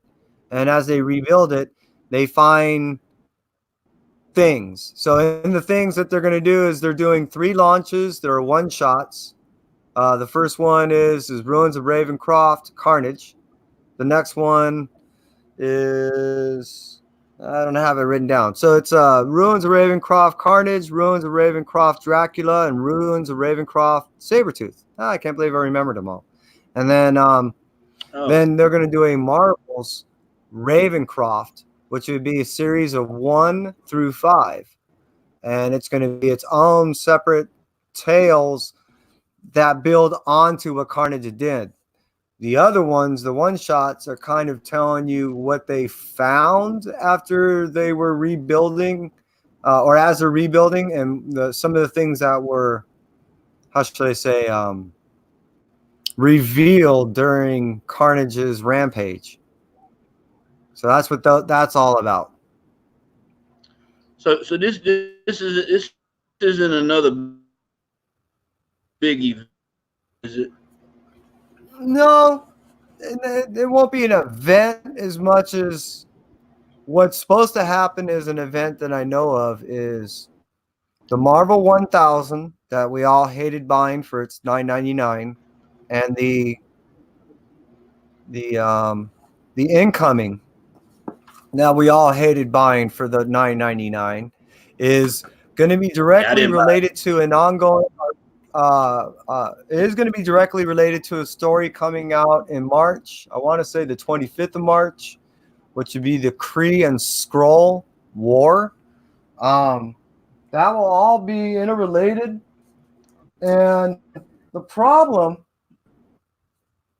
is that it wasn't really announced properly. So what it was is they didn't tell you that when you buy the Marvel 1000, you're going to need to buy the incoming and then wait 3 more months. And then you buy that scroll war thing, and then that will be telling all that tale and make all that shit make sense. Because right now, it just none of it makes sense. Wow. Okay. Did you ever read Meet the Scrolls? No, I didn't. Is it any It was good? pretty good, man. Yeah? Yeah, it was all right. Pretty good. Yeah. Pretty damn good. All right. Yeah. Yeah, dude. It's like You still with me? it has a Black Cat issue 8. Well, what I found is going to hurt is when March comes around, March is going to start off leading up to what it looks like to be everyone's going to do a whole night, another gigantic summer event. So it looks like with March launching, leading in through and coming up for that free comic book day in May. May is going to launch a bunch of major events for DC, Image, and Marvel that I don't think any of us are going to be financially prepared for. I think it's going to hurt us all starting in March. Oh God, yeah, Jesus, And I really think it's if they would just lower the covers. It's something, man. I mean, comic book industry knows they're gonna make. Because the stories are cool. The There's so many people telling cool stories. You know what I mean? I want them all. I just can't afford it. That's like when that War of the Realms came out, man. I stuck to the main story, man. I just all this House of X, Power of X, all the mutant stuff, I can't do because I can't keep buying all these. I can't buy them all. Oh my God, no, yeah. It's seriously, bro. I mean, if a person just trying to get by day to day, man, that's ridiculous. But I mean, I don't think you miss a whole lot if you stray from the main title. You know what I mean? You know that because like when I was reading War of the Realms, a couple of the tie-ins. Now on those, a couple of the tie-ins were worth getting, but on Absolute Carnage, I got a couple of the tie-ins, and I felt like I was just good with the main story. You know, I know some people. You know, I'd say the only one. To each his own, man. Yeah, I end up getting them all. Yeah. I would say the greatest tie-in and all that was Scream. The Scream stuff was excellent. Oh yeah. I think I might have grabbed one or two of those, but and then the Miles Morales for sure. But yeah, man, I'm kind of excited to see Star Wars series come out. The what series? Like Captain Marvel. Oh, Star. Yeah. It actually, from what I've been reading, Ripley Ryan. Well, what I've been reading is that by the time she hits issue 3, there's going to be she's going to learn what the stone's really about. So it almost seems like either she's going to lose her power or something's going to happen with her power in issue 3 by issue 3.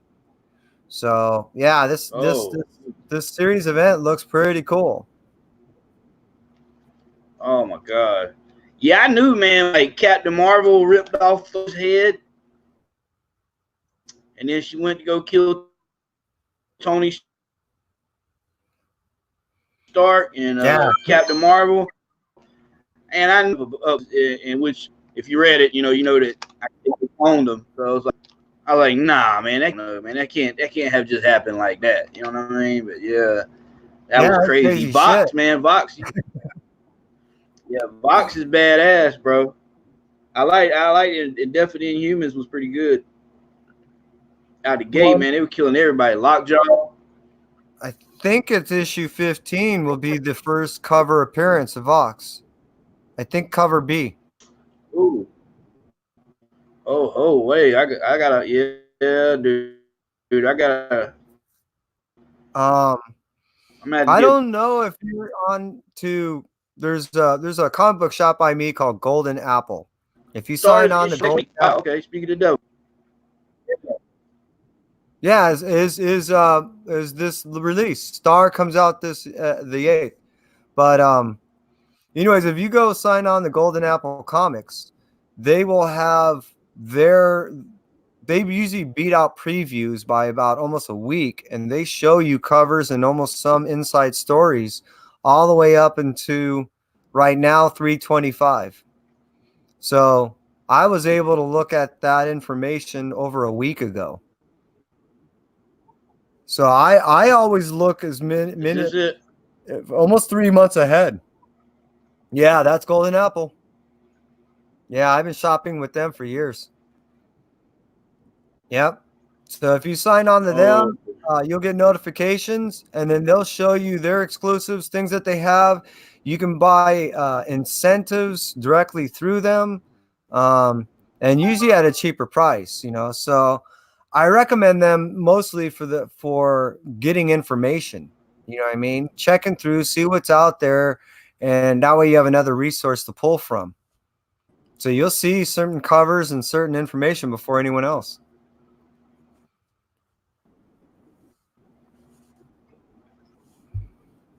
Yeah, I've been shopping with Golden Apple for years. yeah. I'm looking at their site, man. They got some pretty dope stuff on it. Oh yeah, And man. then that's Yeah, where when I was a kid. Well, shit. This book I got from Golden Apple. This book right here. This book, the reason why it's significant is this is when Neil Gaiman first came over to here in the United States. He brought over Mr. Pratchett with him. And this is the first novel that they released together over here in the United States as a signing, meaning they came over and signed this. So one of the first places they came over here in California was Golden Apple Comics. And I ended up getting this book from them back in 1990. So if I think it's an Amazon thing or Netflix. I don't know. That's where they based the whole show, that Good Omens show. Oh yeah, I'm gonna have to look Golden that up, Apple. then, man. That was a Golden Apple purchase and signing event. So I have all like Simpsons and all my stuff from the early 90s. A lot of those things were exclusive from Golden Apple. Shadowhawk, a lot of the Image stuff actually I got signed were over at Golden Apple too. So and what they'll do, Oh yeah, I'm looking. when they have people come over, and they'll have extra signed out copies too. Sometimes you can do a direct purchase of them, of signed copies of books that they have at their events. Yeah, I'm looking at their exclusive variants right now. They got some. Yeah, I'm gonna have to check. Oh wait.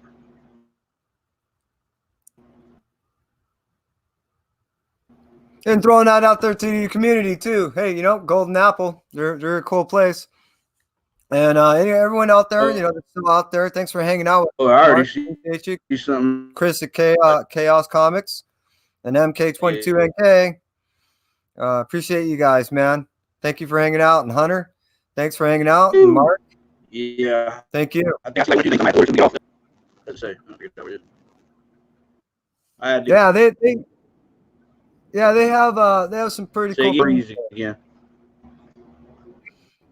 And they always have some pretty cool events happening there, And matter of fact, one of the last events I did over there was a Kevin Eastman event. So I got my Ninja Turtle, what was that, 96, 97, 98 sign. My I have Teenage Mutant Ninja Turtle Adventures from 1 all the way up to like 15. So I had him sign the first 3 of those, and then I have God, what else did I have him sign? I had him sign a bunch of stuff. And that wasn't that long ago. So they hold a lot of cool events. Oh yeah, I met Kevin Eastman like once. He's a real nice guy, man. To be honest with you, really is. Really cool guy. His idea of hanging out with people is to basically have pizza, a beer, and a comic book. That's what he likes to do to hang out with people. That's a good time, I'll tell you.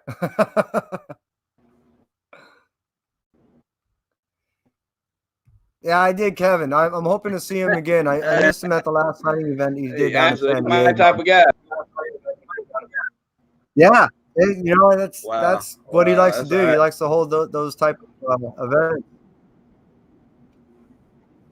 Yeah, I'm hoping to see him Wow, again pretty that's soon. But I just crazy. pulled up his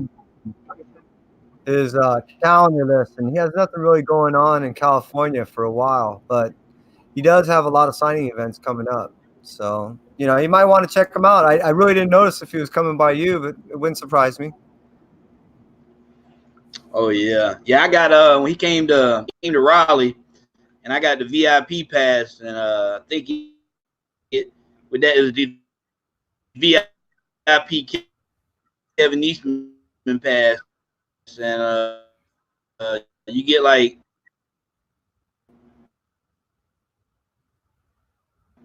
I want to say it was uh,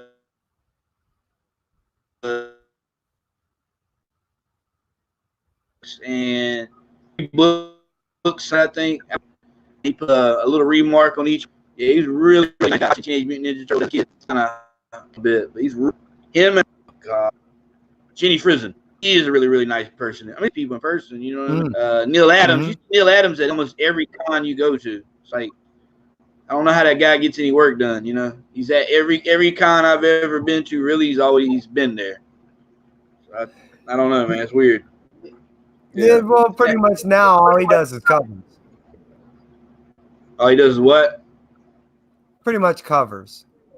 He's mostly busy doing covers, and then when certain trades come out, he'll do a cover for that, or he'll do certain fill-in work. He doesn't work like he used to. Plus, he has a comic shop that he just recently opened by my house. So now that he's getting a little older, he's doing the circuit as far as signing, and then he's not doing a whole lot of filler work as far as actually doing books that I know of at this point. I think he wants to bring back the whole Bucky, that rabbit thing he used to do. Isn't that the name of it? You know what I'm talking about? What'd you say? Say Bucky? He had wasn't it like Bucky the Rabbit or something like that? He used to do some rabbit thing, sure, and I think he's looking to try to bring that back, and I'm trying to remember what that was. But he hasn't been staying too busy other than cover. He's mostly doing and like he said, at cons, he's still charging his $40 to $50 for a signature.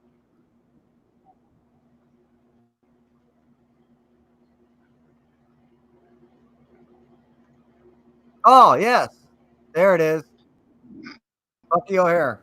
Yeah, that's what it is. Bucky O'Hare. Yeah, yeah. He's looking to bring that back because he could just sell toys and shit like that, and let McFarlane take it over and just sit back and make money.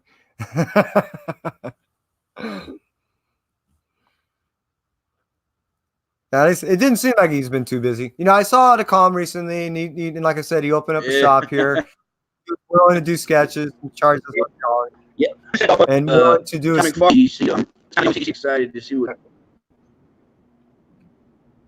But he's been playing with Bucky, I think, from the late 60s. No, I'm just saying that, McFarlane, now that he's signed with DC and he's going to do some DC stuff, it wouldn't surprise me that Neil would try to solicit to have him try to do Bucky stuff. You know what I mean? That's what I see. Oh, God. How many shops do you have near you, man? Sound like you got like a lot. I was on a show the other day, and I was talking, I think it was with Bueller, and this very subject came up. And I pulled up in my area. Now I'm only about 4 miles roughly from the beach, so obviously I can't go in the ocean. But what I'm saying is, in a 22-mile perimeter, I have over 50 shops. So I am surrounded. Yeah. Oh my I can God. walk down the street a half mile. I can walk down the street a half mile and I'll hit a shop. And that shop is called Jeffrey's. And that's if you look at some of your DC, books, you'll probably be seeing a name called Danny Mickey. He's an artist. He used to work down there. And he used to be with Image for quite a number of years too. My point being is that's why I lived in this area and I ended up knowing so many people. Is Jeffrey Comics was down here. I have Comic Bug that's a mile and a half from me. I have a place called Cult Comics that's 2 miles from me. And then from my work, there's like 3 comic shops within I don't know a 1 mile perimeter of my work. No matter where I work at. I work at different places. So that is the problem. Because you come across places and go, shit, I've been looking for that. Oh, wait a minute. My pocket says I can't afford it. So I mean, hell, with 50 shops, I'm pretty sure the dollar bin digging is a lot better there than it is here. Dude, the only place that's really good dollar bin digging is the Second and Charles. That's it. That's really is it. I mean, my LCS has some good books in the dollar bin, but not really. It kind of depends on the shop. This year, we got some of those horror stories where, there'll be stocks of back issues there. But when you go to pull that out and you walk to the front, they look it up on the internet, see what the appreciative value is, and then they go to charge you for that. So that's kind of effed up. They don't have set prices sometimes. They're waiting for you to do their job.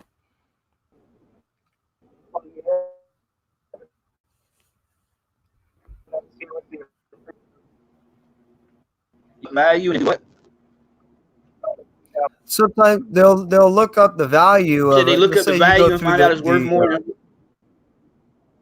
Yeah.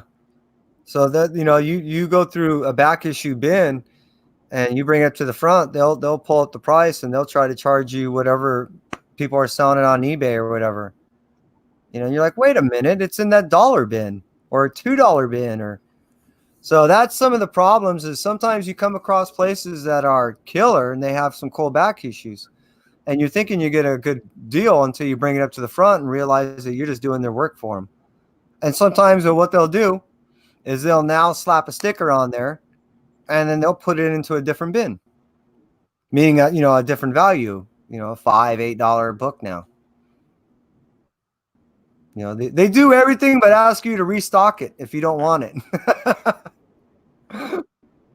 It kind of is. I would think, yeah. Oh God, Jesus, that's a shop, man. I just wouldn't go to, man. That's kind of like the second LCS we have here in Fayetteville.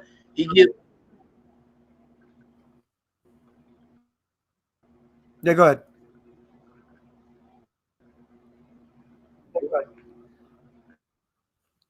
Go ahead. Oh, what you saying? No, I agree. It's effed up. It's so wrong. Yeah, that's why I was saying the second LCS we got here in Fayetteville, he'll get books on the day of, and at my LCS they're going for regular price. And if it's kind of a book that's probably hitting a little bit, they'll throw it right on the walls and $20, and then I go right to my LCS and their normal price. Like I said, I don't mind them doing that, but if it's not, the book is not that scarce, and they're throwing it up on the shelf for more, I just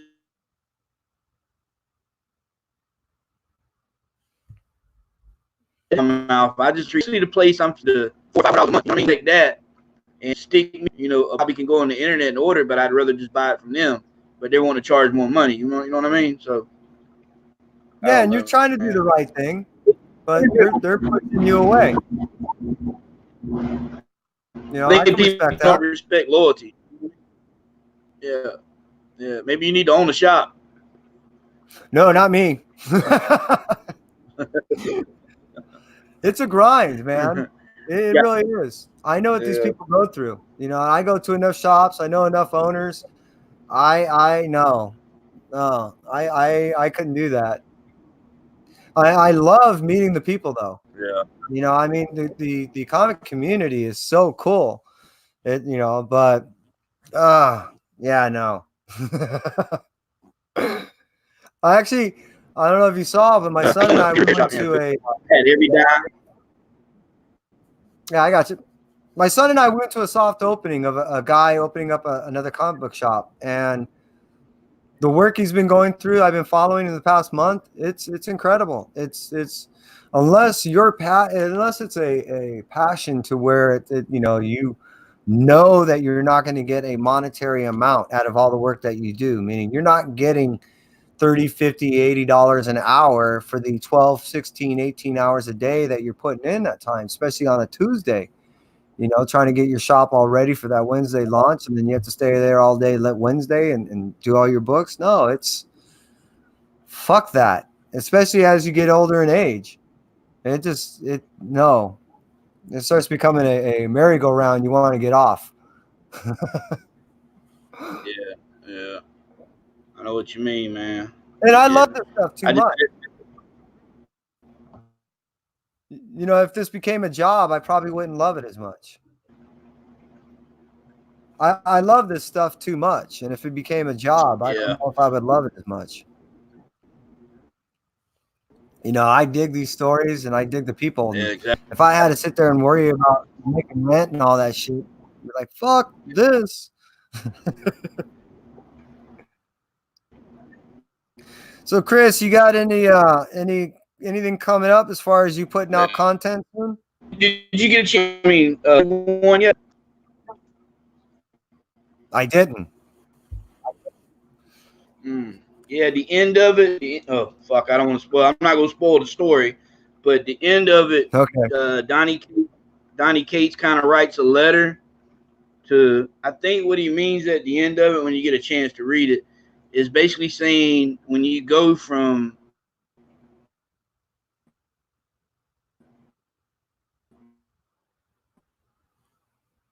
being a fan to be you kind of miss out on. God, I'm gonna say I wrote it down. Yeah, hold on. Let me get to it. Let me get to it. So I'm gonna say this right. Here you go. Yeah. I think he basically means it's better to be a spectator than to be involved with it. He's saying something about the magic of. I am really fucking it up. Let me get to the last page. Oh, okay.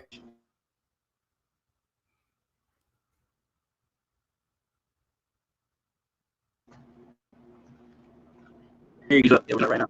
Okay. Yeah, he's like you lose All right. something when you write comics for a living. No one tells you this, of course. No one takes you aside and tells you to prepare for it when it happens because you see it. It happens to all of us, and there's nothing to be done about it. And heartbreaking as it is,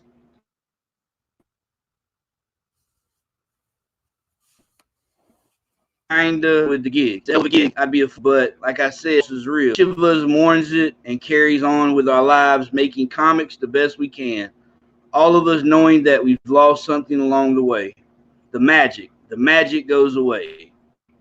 That feeling you had when you were a kid and you had no idea where these incredible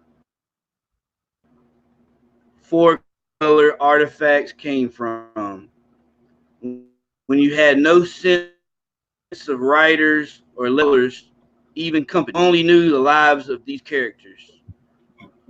The dastardly villains, the loves they lost, the they kept, and the battles they won. They were real, and they came from some mystical place far from the fields we know.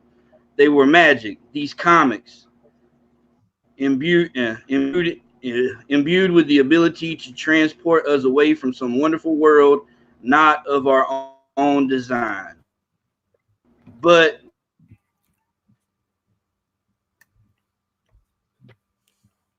then, and well, it's not magic anymore, is it? It's no. I wonder what Peter Parker this month. No, from this side of comic book shelves, it's oh cool. My real life friend Nick Spencer did a cool thing in Spider-Man, which of course is a magic of its own. You see, we're too close to it. We become the maker of magic. In exchange for this incredible gift, no longer recipients of it.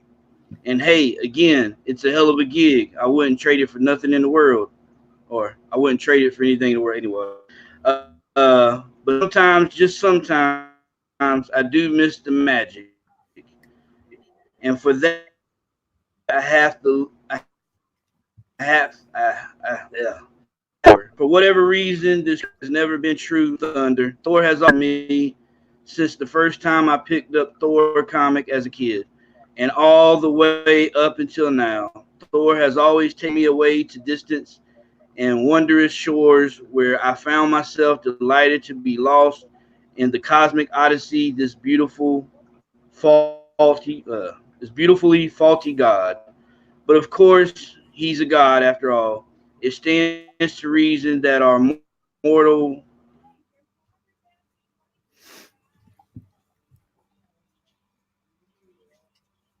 bards always all turn, give it back, isn't it? To them will quite the arsenal talent on this book. Blah, blah. Talks about the magic and being a kid and enjoying the comic books to being the person who creates them, and you kind of lose that feeling of, oh, what's going to happen next week? You know, what's Venom going to do? You're going to be that magic as a kid of happened to being. It's like, from with that, man. That, really little special letter he wrote in the back of the book, man. When you get a chance to read it, you're really gonna love it, man. I really enjoyed the first issue. To be honest with you.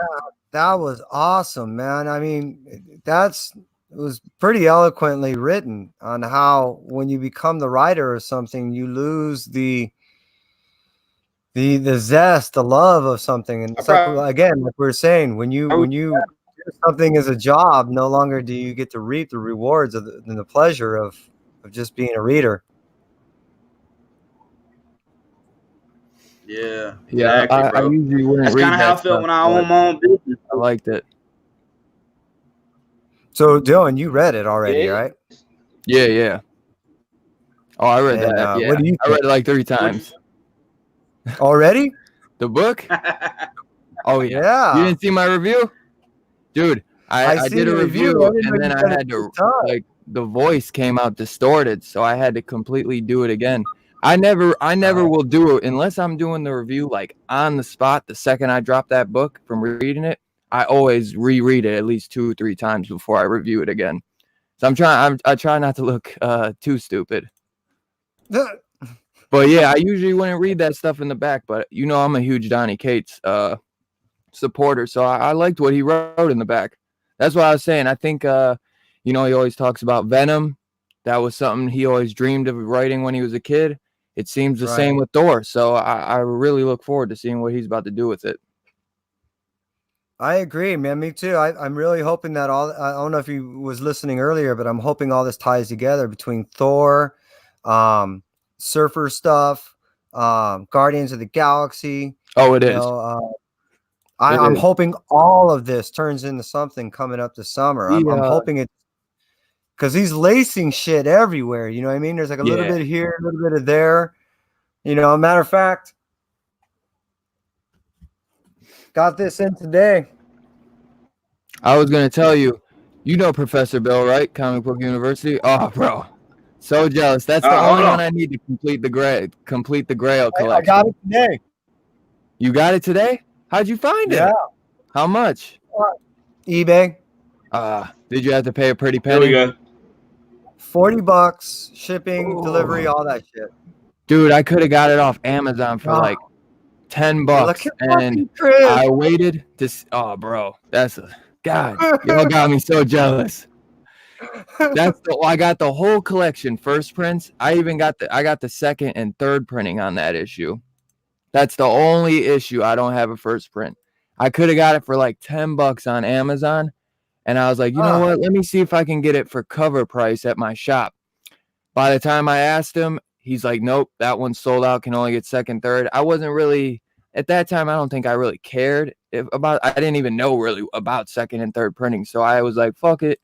Now I know how big of a book that is. I wish I would have just spent that $8-10, like so bad. It's actually interesting because even the third printing is highly on the issues. I have both the first now, which I got today, and now the third printing of that. Yeah. Well, if I can get that first ever, I'll have all three. Well, now if I get this thing signed and I get the third printing signed, now I have to get a fourth printing so I can read. Do they got a fourth printing? They probably do. Yeah, they do. It's the same as this, but it's just a pale color. Oh, okay. I remember. I remember now. See, I actually ordered. I meant to only get the third printing in my shop because I wanted that Null on the Throne. I thought that was going to be the first cover appearance of Null. And then, of course, the next issue, they come out with a variant like hours later, maybe 12 hours later, saying, oh, no, this is going to be the first full cover appearance of Null. And I'm like, shit. But I still wanted it anyways because I knew I would never get that variant because it was like an online only order or something. So he orders it. I get the second printing. I was like, oh, dude, I wanted that third printing. He was like, oh, well, this is what they sent me. I was like, well, order that third printing right now, bro. So I ended up just getting stuck with both, but I don't even care. They're both cool covers. And Kai, he was adamant about getting a second print of the Silver Surfer Black #1, which is the Null cover. Yeah, that like fight scene, right? Exactly. So that's nice. his. We're both picking. We're picking out all the stuff that we want to get signed. You know what I mean? So I have a Thor cover that's coming in the mail, but I bought a Thor cover blank. So that we're gonna ask Jim Lee to draw a hammer, and then sign his name, and then I'll have Donnie Cain sign the book, and CGC will be there. And being that Kai's not in the room, he doesn't know this. What I want to do is I want to have CGC take that, witness it, seal that puppy up, and then I want to give that to Kai for his birthday. Nice. He doesn't know that yet. Sick. Well, I'll keep that hush hush. So, yeah, that's my goal. We don't go back on the replay. I was just gonna say the same. You'll go watch the replay and be like, Dad, I already knew. He doesn't. He doesn't do the replay. Especially this about to go 3 hours, dog. Is it really? Oh shit! No, you're at 2 hours 15 minutes though, so I figured you'll probably get close to it at least. Well, the goal is to basically hang out. I know there's a lot of things coming up at 6 o'clock, and I've been holding Chris hostage forever. Dylan, I don't know if you got to formally meet Chris. Dylan, Chris. I know. I recognize the name, Carolina Chris. Good to meet you, brother. Yeah, Chris is the shit. No, man. hey, another nice laid brother in the community, guy. Man. He's the man. Hell yeah, bro. Hey, I'm gonna have to check if you got your own channel, obviously, right? I'm gonna have to check it out tonight. Anybody who I'm on a show with, I always make sure I go show love. Yeah, matter of fact, everybody on that's listening or watching, man, sub each other up. Hit that like, throw a comment at us, and do the thing. But yeah, tonight, I'm thinking that we can go to, around maybe 5:45, give everyone a break. Everyone's got things to do at 6 o'clock coming up. I know that the show's going on. I even watch Simple Man's Comics. They all end up doing their FOC. I recommend you guys check that out. Check out their FOC. That way you can go ahead and see what you might have to hit up your LCS. And then, Yeah, I know that Discovery Bay will be going on tonight. I know that Perry decided that he's going to do a late night thing tonight. So, Yes, you know, sir. if you guys got nothing going on later on, make sure you guys go do that too. Yeah. But yeah, Discovery we're Bay still is live right. yeah, JB or Discovery Bay. He's like a one man, you know, party van. He does it all. Hey, you gotta check that intro though, Chris. That's the first time I just got that intro made. That shit, we were laughing about that intro for like the last all night last night, dude. Yeah, I'm kind of glad 84 did that for you, man. We were Dude, cracking I'm up. so happy The night too. before that, we were talking about it. I needed a logo too. He surprised me with that. Yeah, that was totally cool. You know, Kai ended up for today. He ended up putting up a like a stage setting for us. Yeah. And I was telling him what I'd like to do is have the stage curtain open up, and then have a couch there. Great have idea. a 1 and a 2 sitting down in the couch. You know, something simple. Yeah, I like that The idea. one Arnold Schwarzenegger says.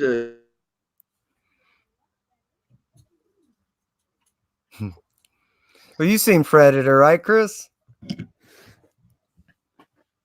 That's a Predator reference. Yeah.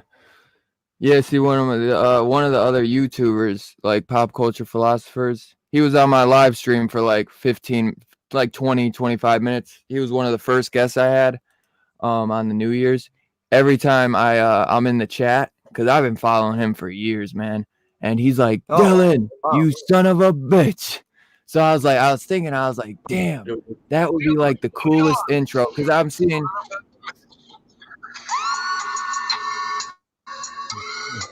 Yeah. Yo, comic fam, it's Dylan. Back again with a comic book review. It's Dylan. Talking spoilers on on this this one. one. So if you haven't read Thor issue #1, Well, after I seen all those goofy ones JB from Discovery Bay was doing, I was like, man, that would just be the funniest thing. Because it's like, you want to hook them into something. They'll just, I mean, everybody I've shown, they were just laughing so hard. And I was like, it's great. It's good, right? They're like, dude, that's the funniest shit ever. And even Comic Head 84, Kenny, he's like, I think that might be my favorite one yet, bro. He's like, I was laughing the whole time making it. Oh, we're good. He was like,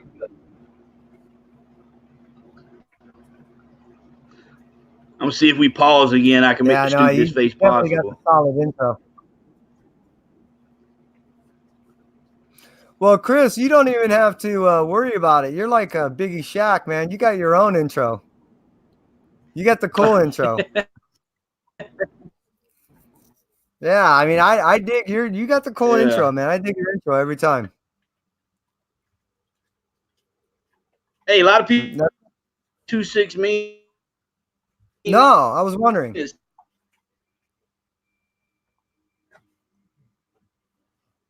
Don't tell me it's a block number.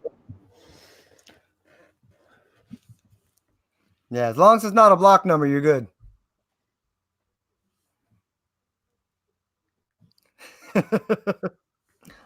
So, how you doing? What did you get to read today? Nothing. I was reading before bed because you wouldn't even believe my schedule right now, bro. I've been falling asleep at like 8 in the morning and waking up at 6 in the afternoon ever since the live streams, bro. So I got to get my schedule back in track. I can believe. I think it was Kai who said, "Is Kai?" He's like, "Yeah, I've been up late too playing The Witcher." I'm like, "Bro, yeah. If you ain't been sleeping till 6 in the afternoon, though, bro, because bro, it's so I hate it. Shit. I hate That's only it, because dude. you put them up at noon. But you know, I gotta wake up tomorrow. Well, I know I got some shit I gotta do soon, but you know, just being it's been vacation, so you get that sleep schedule so messed up. And I used to be the biggest night owl, but I was reading some Power Rangers Volume 2 before bed. I gotta finish Lock and Key as well. I'm on like issue 3 out of the first. What do you think of it? dude, I love the first. I read the first 2 issues, and I'm like, holy shit, bro, this is so good. If I wasn't so tired, I would have kept reading it, but I gotta finish. I gotta finish the Power Rangers trade because I gotta send it back to the library. Oh, gotcha. Yeah, that should be coming in clutch, bro. Well, honestly, man, it's not even like it's not really like I have to take it back to the library. It's this app called Hoopla, and you put your library card into the app, and they have like the biggest. They have so many books you can choose from, all these old trades and stuff. So I'm not a big digital guy, Cool. but I don't got the money to be spending on all these trades, so it's better to be able to read it, you know what I'm saying, than not getting able to.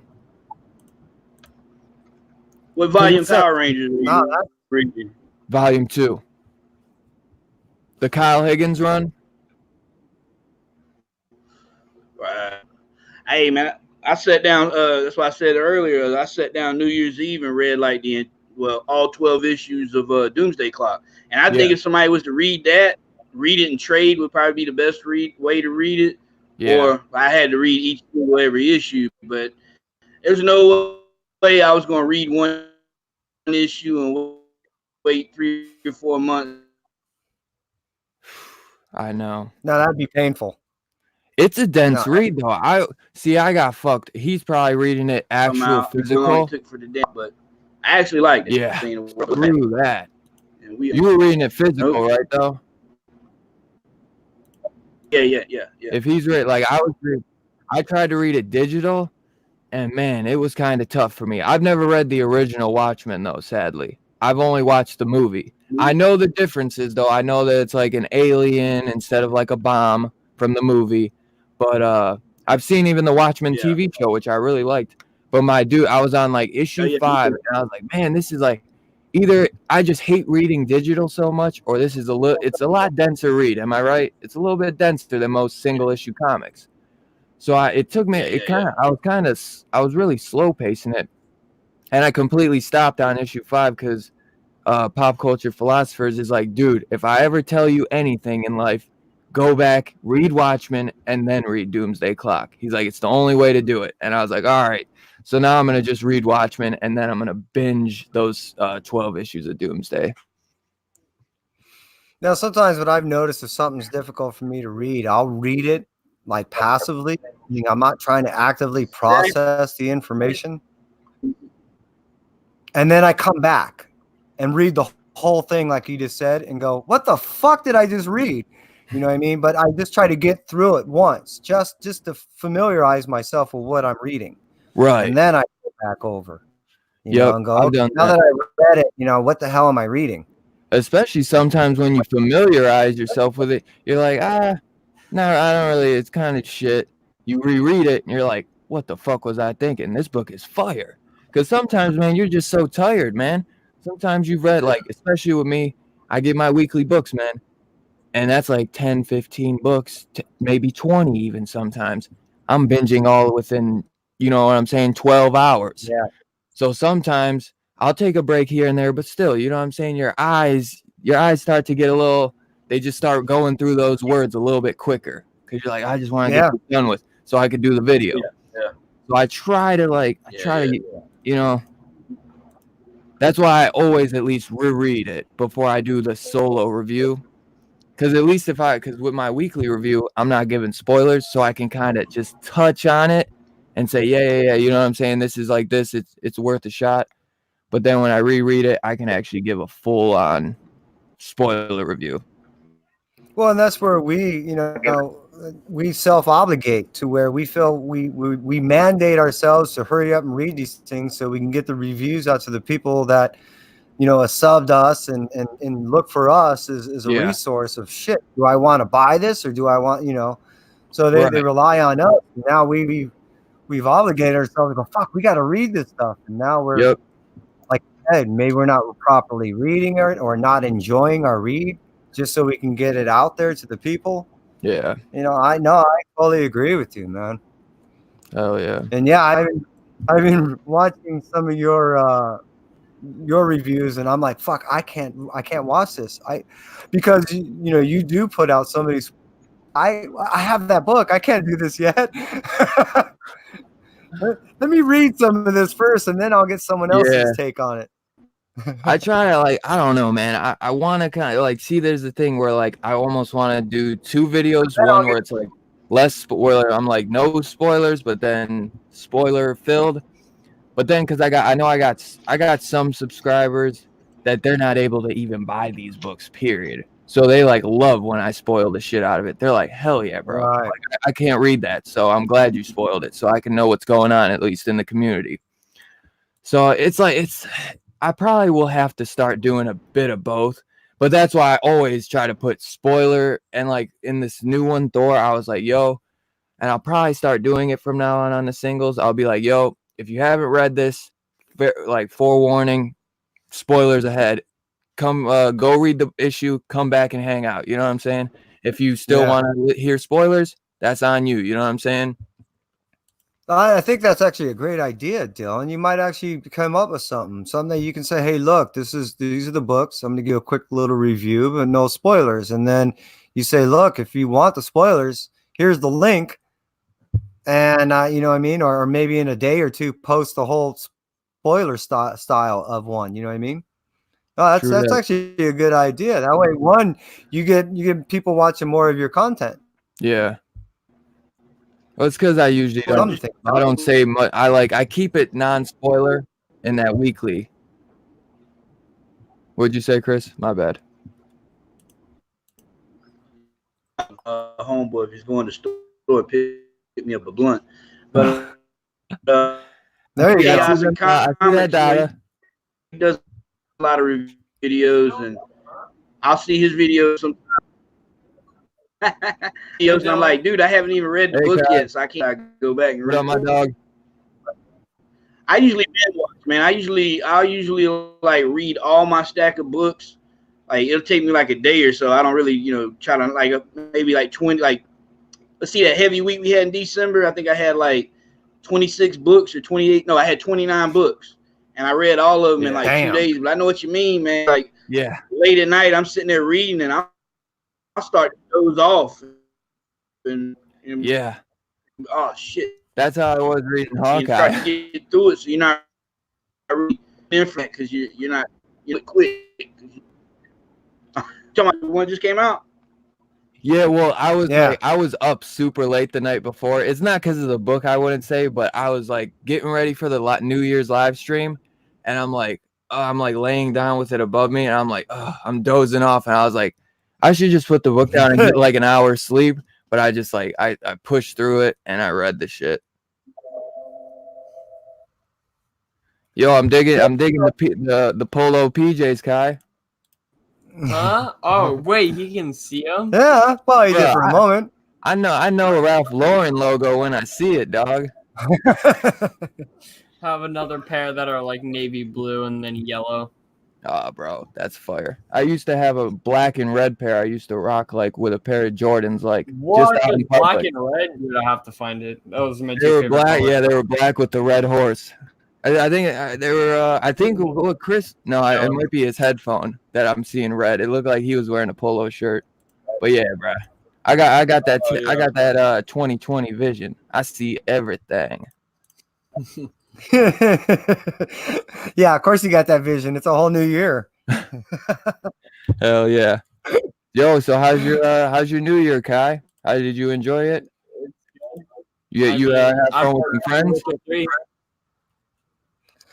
Nah, man. I've been cooped up in my house just playing games. And his friend. I've been trying to go out, but I can't do it. Well, and his friend was supposed to come over today, and I said, nope, I don't want that kid over here. No, I think he wanted to hang out for the night, and he just wanted to come over so late that I'm like, nah, man. Yeah. Hey, man. But we did I'm sure you let a lot of shit fly as is, bro. So because if you say no, Friday, we want to go to Tax City. Where? Tax City, because today's a Friday. It's low light at Tax City, the airsoft, because he just got his airsoft guns. Well, you can go play airsoft. Well, not here. Exactly, but that's what I mean. We can't go. They want to go shoot each other. Well, other people. And other people. Well, airsoft. Yeah. It's all good. When me and my buddies had the airsoft, we was just shooting each other. No pads or nothing. Ow. Yeah, that shit.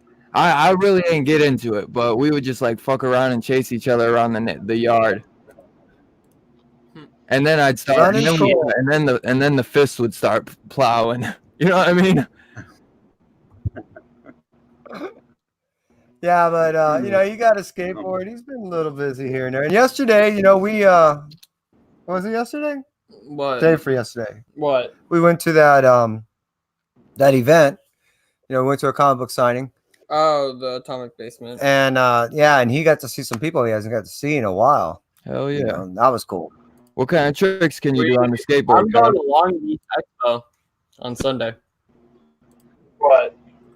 We have a Long Beach Expo. He's going. I'm not. More than likely not. Yo, I don't know. We'll see. You could do a tray flip, Kai? I can barely do an ollie. You're like me. I'm then, showing bro. him. I used to skate everywhere, bro. I might not look it, but I used to be a big skater, but I could never do any tricks. I'm more of a basketball guy, bro. That's what I should have been. I was a basketball player. I used to have an AI crossover, bro. But I used to just love cruising the board everywhere. Yeah, that's mainly what I do. Yeah, score on my wrist right there. Yeah. Do everything on the board. That right there was from half pipe. I broke that, Ow. shattered my jeez. Broke my clavicle, broke my wrist, and broke my leg in like 6 months. I was a big skater, bro. Yeah, I used to skate and bike. I used to do both. My backyard. Ooh. Biking's fun. Yeah, BMX. I would say I was better at BMX. Because at least I can hold on to the bars. There ain't nothing holding you on with the skateboard. That's the danger of it. All you have is your feet and how you can manipulate your foot to manipulate the My board. dude broke his jaw. Freeze That shit, bro. Literally broke his jaw. Like, you know what I'm saying? He had to get his shit wired. That's what I was thinking. That's the type of shit that made me like, I'm good. On BMX. Yeah. I always hurt myself on BMX more than I did on a skateboard. What did you land on his face? Yeah. Smashed his face on the bar. It was bad. He's riding a bike. Yeah. Because I skated more, but I used to bike too. But I would just, man, my ass, I wasn't doing no, like, these dudes, they could like do some real, like, they could jump over a garage, bro. They'd climb on a garage and they do like a 360 flip off of that bitch, bro. Like me, I'm just hitting, I'm hitting a little wheelie off a stair or something, bro. I'm like, yo, I ain't about to break no bones. And knock on wood, bro, I never have, bro. I fucked my hands up punching shit like a drunk asshole or just getting in fights. Right. But yo, always remember, Kai, never fucking punch shit when you get angry, bro, because it will fuck you in the long run. Like I'm hoping he knows. Well, unfortunately, because you're his dad, he knows what's up, man. I don't gotta tell him. Well, we train out. I mean, I have friends. He's named after a buddy of mine that comes over. I got a buddy of mine that come over in my backyard, and we train. I've been training in mixed martial arts since I was 25. So I gotta get. He's named after a buddy of mine that's named Kai, and I've been working out with. Well, thanks. Yeah, it means like big water or ocean in Polynesia. I had a feeling it was one of them Californian types. And well, my daughter's name is Calis, and it's Latin for flower or rose. So, my point is, he's seen us, fight and stuff like that. That he knows, unless you're hitting flesh, you could break your knuckles and stuff like that. So you really don't want to hit stuff. Yes, sir. I gotta get some fighting tips from you, bro. I gotta make martial arts. Yeah, bro. That's about as far as I got in martial arts. Oh, cool. Yeah. Triple stripe yellow. That's pretty good. I quit. So you take karate or was that taekwondo? We used to have to fight neighbor.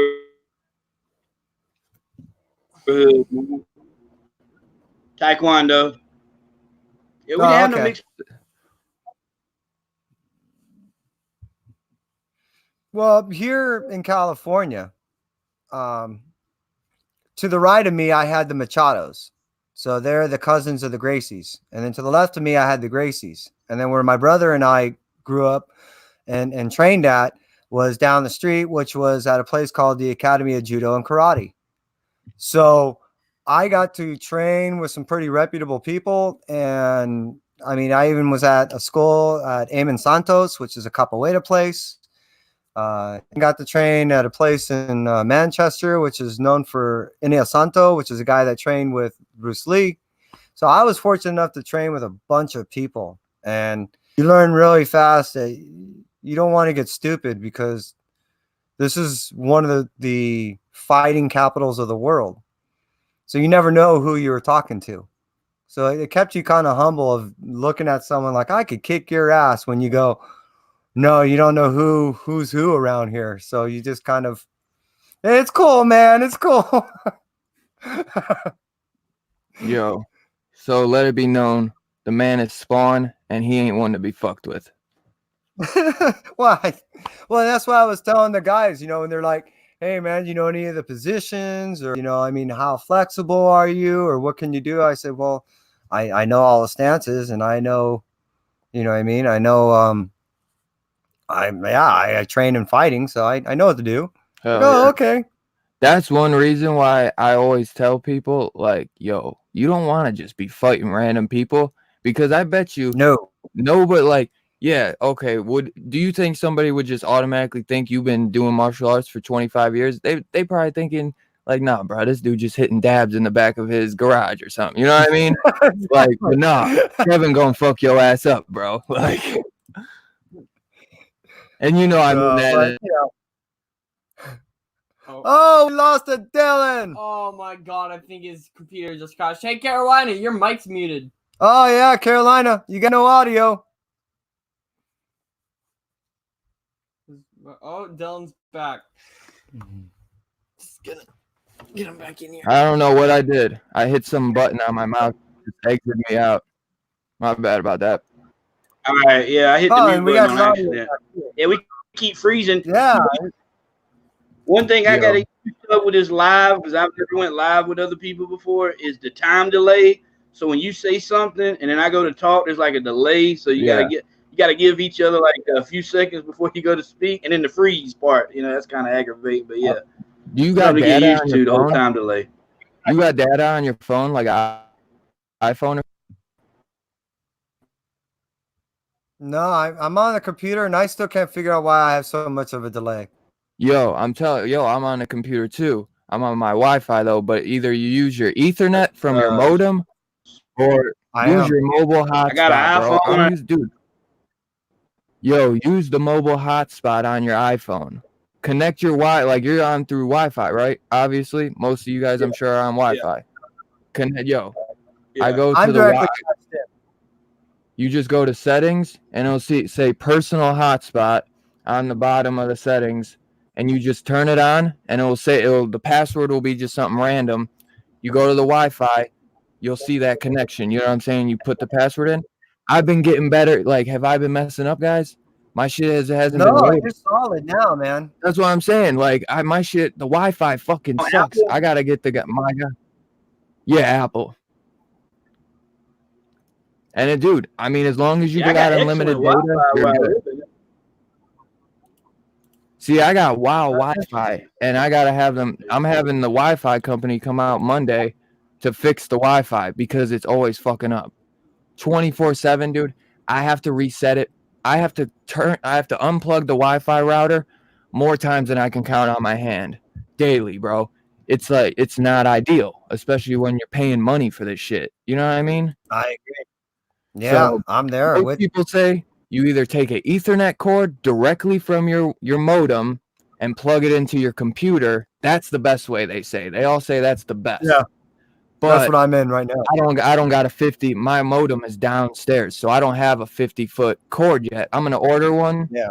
But I tried I just randomly did it for the live streams because I was so sick of getting that loading bar.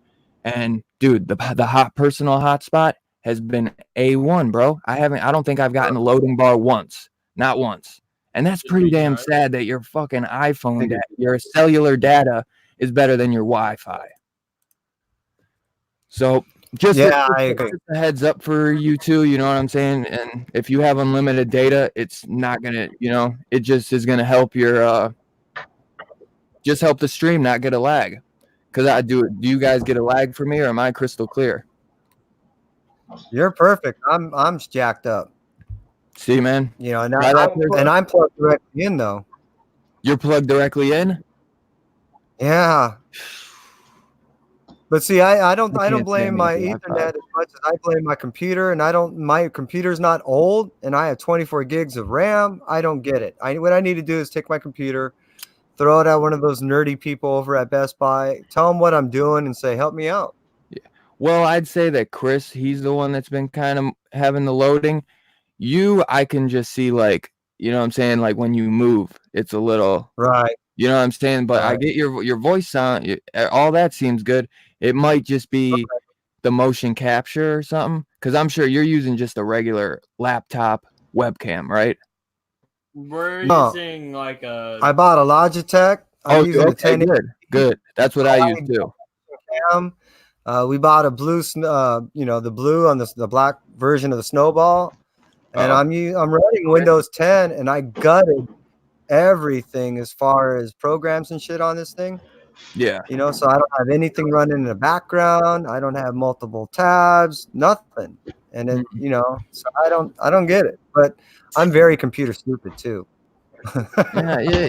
You don't gotta know much, man. I swear, like it's pretty easy once you get a hold of it. And if you ever have any questions, I know you got Kai there, so he seems pretty sharp.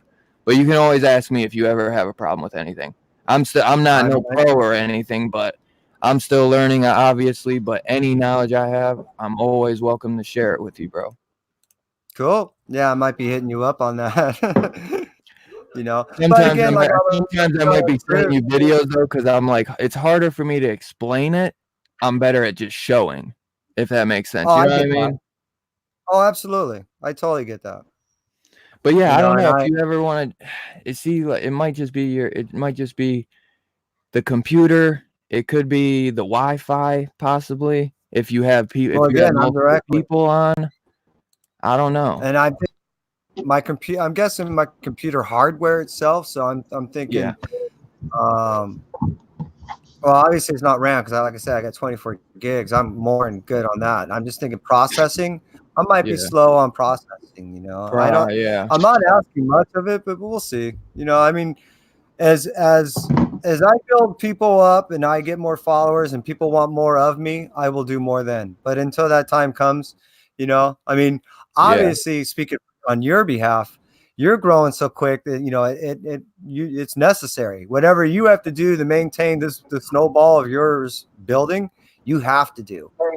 So you had to do your bumper intro. You have to, maintain what's going on because you're blowing up, dude. But me, I got time. I mean, we're not developing nearly at that speed, so I'm trying to. It gives me time to figure some of this out.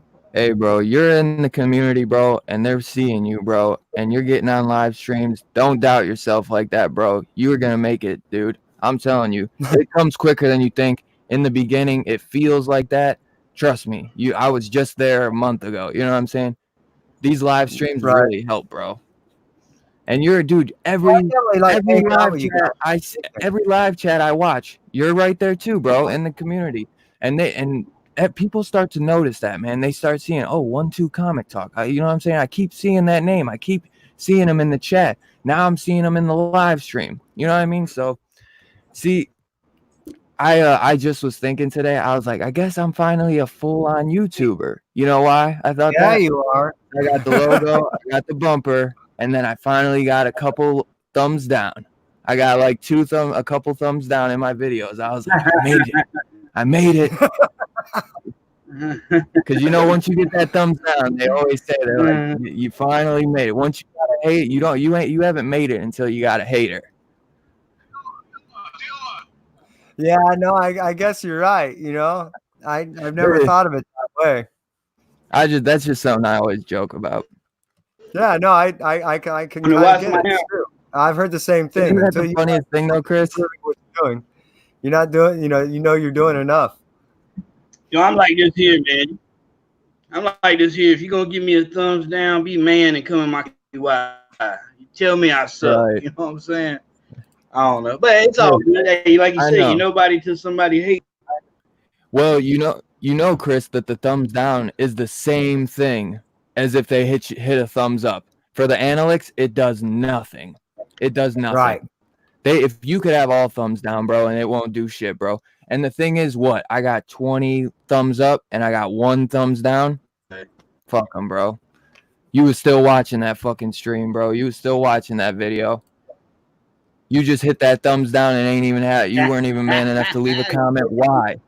Like you said, Exactly. yo, Chris tell was me saying. why. Exactly. The thing is, in my videos, I always say, if let me know in the comments what you think. I want to know because I want to get better. I'm cool. You could tell me straight up, like, yo, you fucking ain't doing this right. You ain't doing that. Sometimes, obviously, you're gonna know, like, yo, this dude's just a fucking dickhead. But then there's some people where it's constructive criticism. That shit's healthy, bro. Some people just can't handle it. The thing is, I knew going into this, there's going to be haters, man, no matter what. So I knew, man, you can't let that. I just put that out of my head, bro, since the beginning. Yeah. Yeah, I've been lucky, man, and between so many people, cool people, you know, that I've not encountered that yet. So either I haven't quite made it yet, or I have encountered the right people. I haven't either, bro. I've just gotten the thumbs down like a couple times. No, like I think once or twice, maybe somebody in the comments, they said like one guy said like some gibberish too, and I was like, I think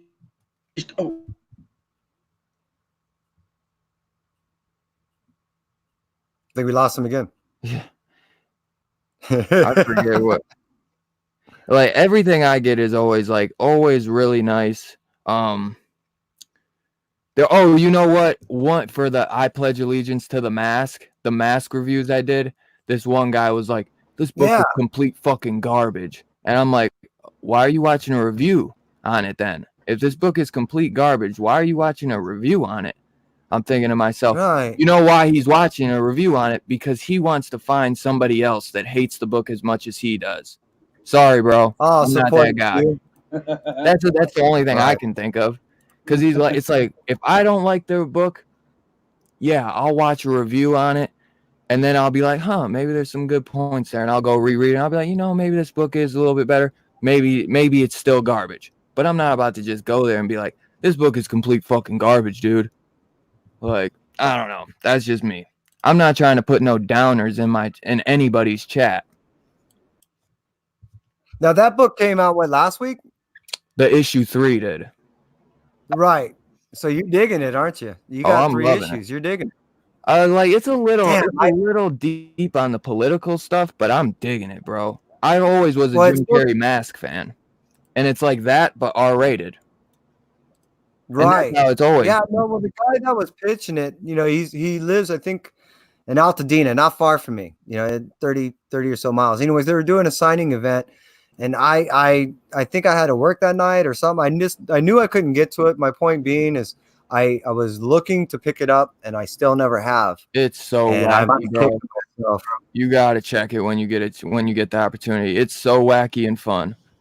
And is it ongoing? He's always whispering too. Like he'll say some crazy ass off the wall shit, and he'll be like, "Go fuck yourself." It's so off the wall, bro. It is like it's not. I've never read anything like it. It's so off the wall. I can't wait. Sounds fun. So I don't know if he still is, but eventually one of my subscribers is supposed to send me the original run to review. Oh, really? So that's originally I think it was a Vertigo thing. It might have been, yeah. It might have been Dark Horse. I could be wrong though. You might be right. It might be Vertigo. Well, I mean, to me, they're almost one and the same. So I know they're entirely different, but I've always viewed them as almost one of the same. Yeah, I mean, it's exactly what it is. I mean, it's a guy that gets the mask and he's trying to run for president, and it's rated R. You know what I mean? Like that's the only way. It's nothing like the Jim Carrey one. It's just the mask, but fucking hardcore. Well, the way I heard it was described, and if I recall, by the creator, is pretend that it wasn't Jim Carrey that got the mask, but the villain that in Jim Carrey he was always the opposite of. That, so you remember the villain that Jim Carrey was trying to, take out and all that.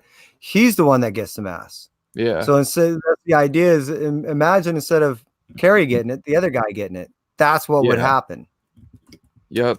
Which I was like, damn, I'm in, and I never bought in. It's a good one, man. I mean, I've never read any Mask books. I've only seen the movie.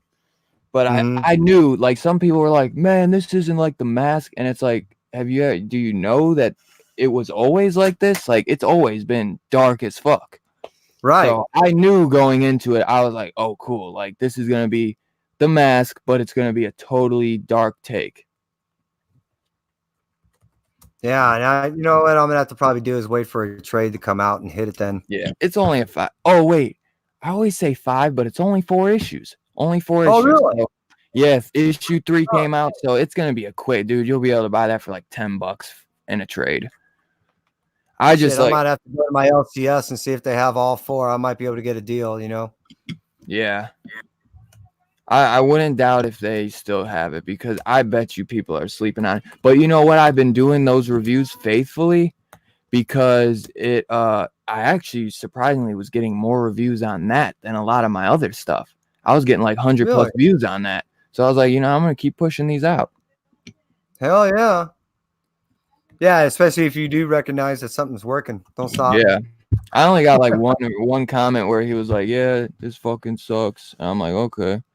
But I did that Thor review, man, got me some hype today. I mean, it's not that big. But see, like, I'll go look at my videos and, like, I think it was, like, the big-ass week. The biggest comic week, I got, like, what? Let's see. Dude, it was crazy. The strange thing with me is, I don't know if you ever actually seen that I've done one show with my daughter. I don't know if I did. And I'll have to check it. Yeah, and it's called the adult content version or something like that.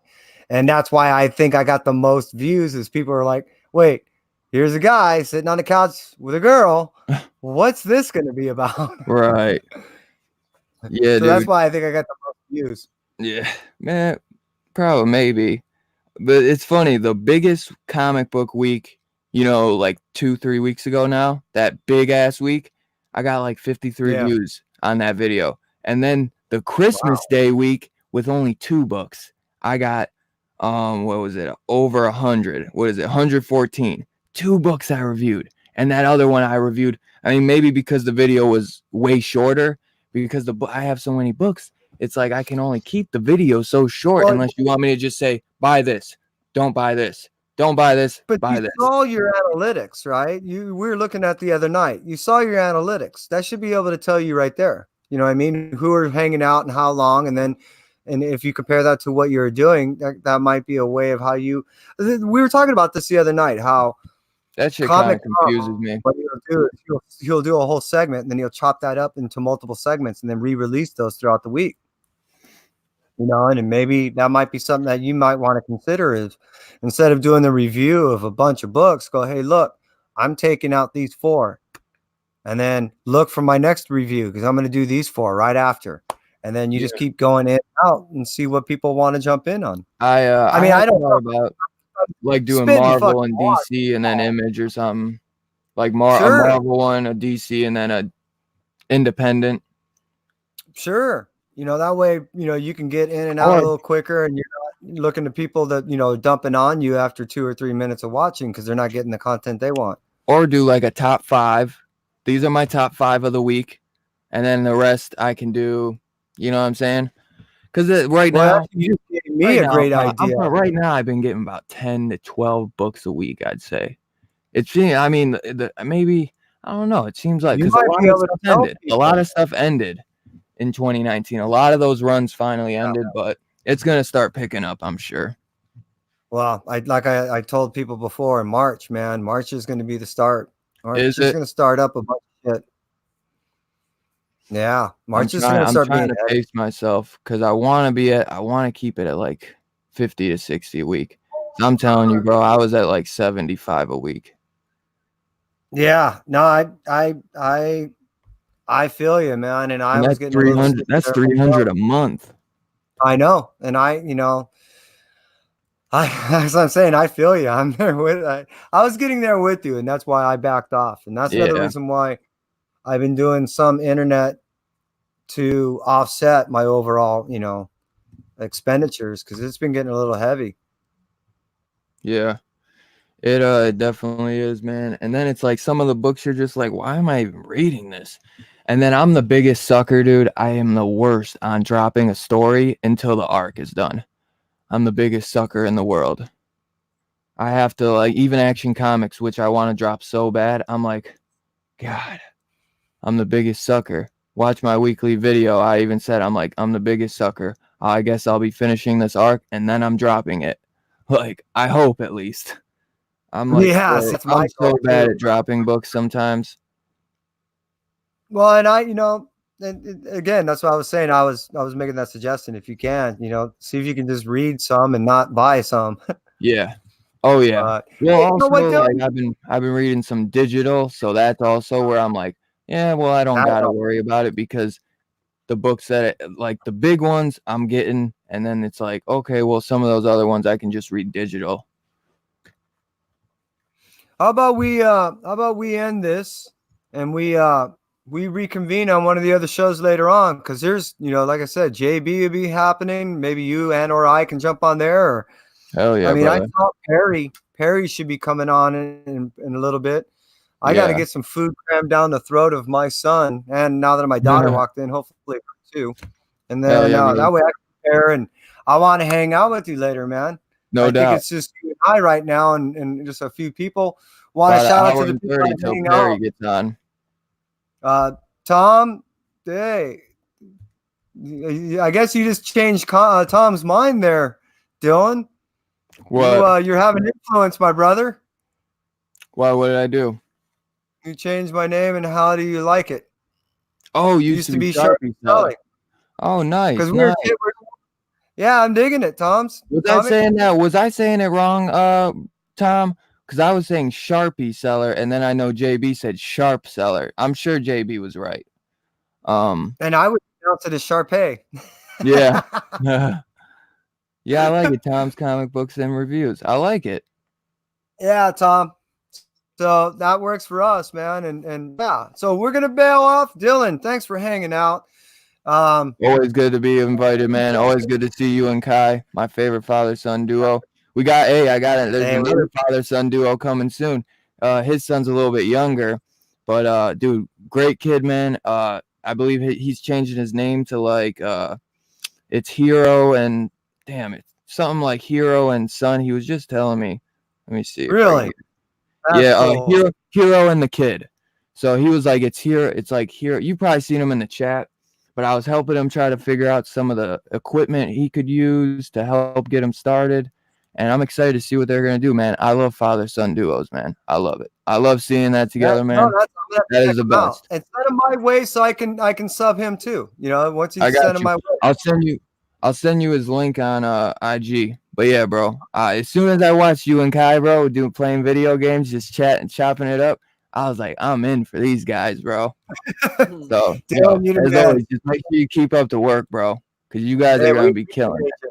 So what am I thinking? You guys are killing it. You make sure you check out Dylan's comic book brands, and we appreciate you hanging out from us at OneTwo Comic Talk. We out.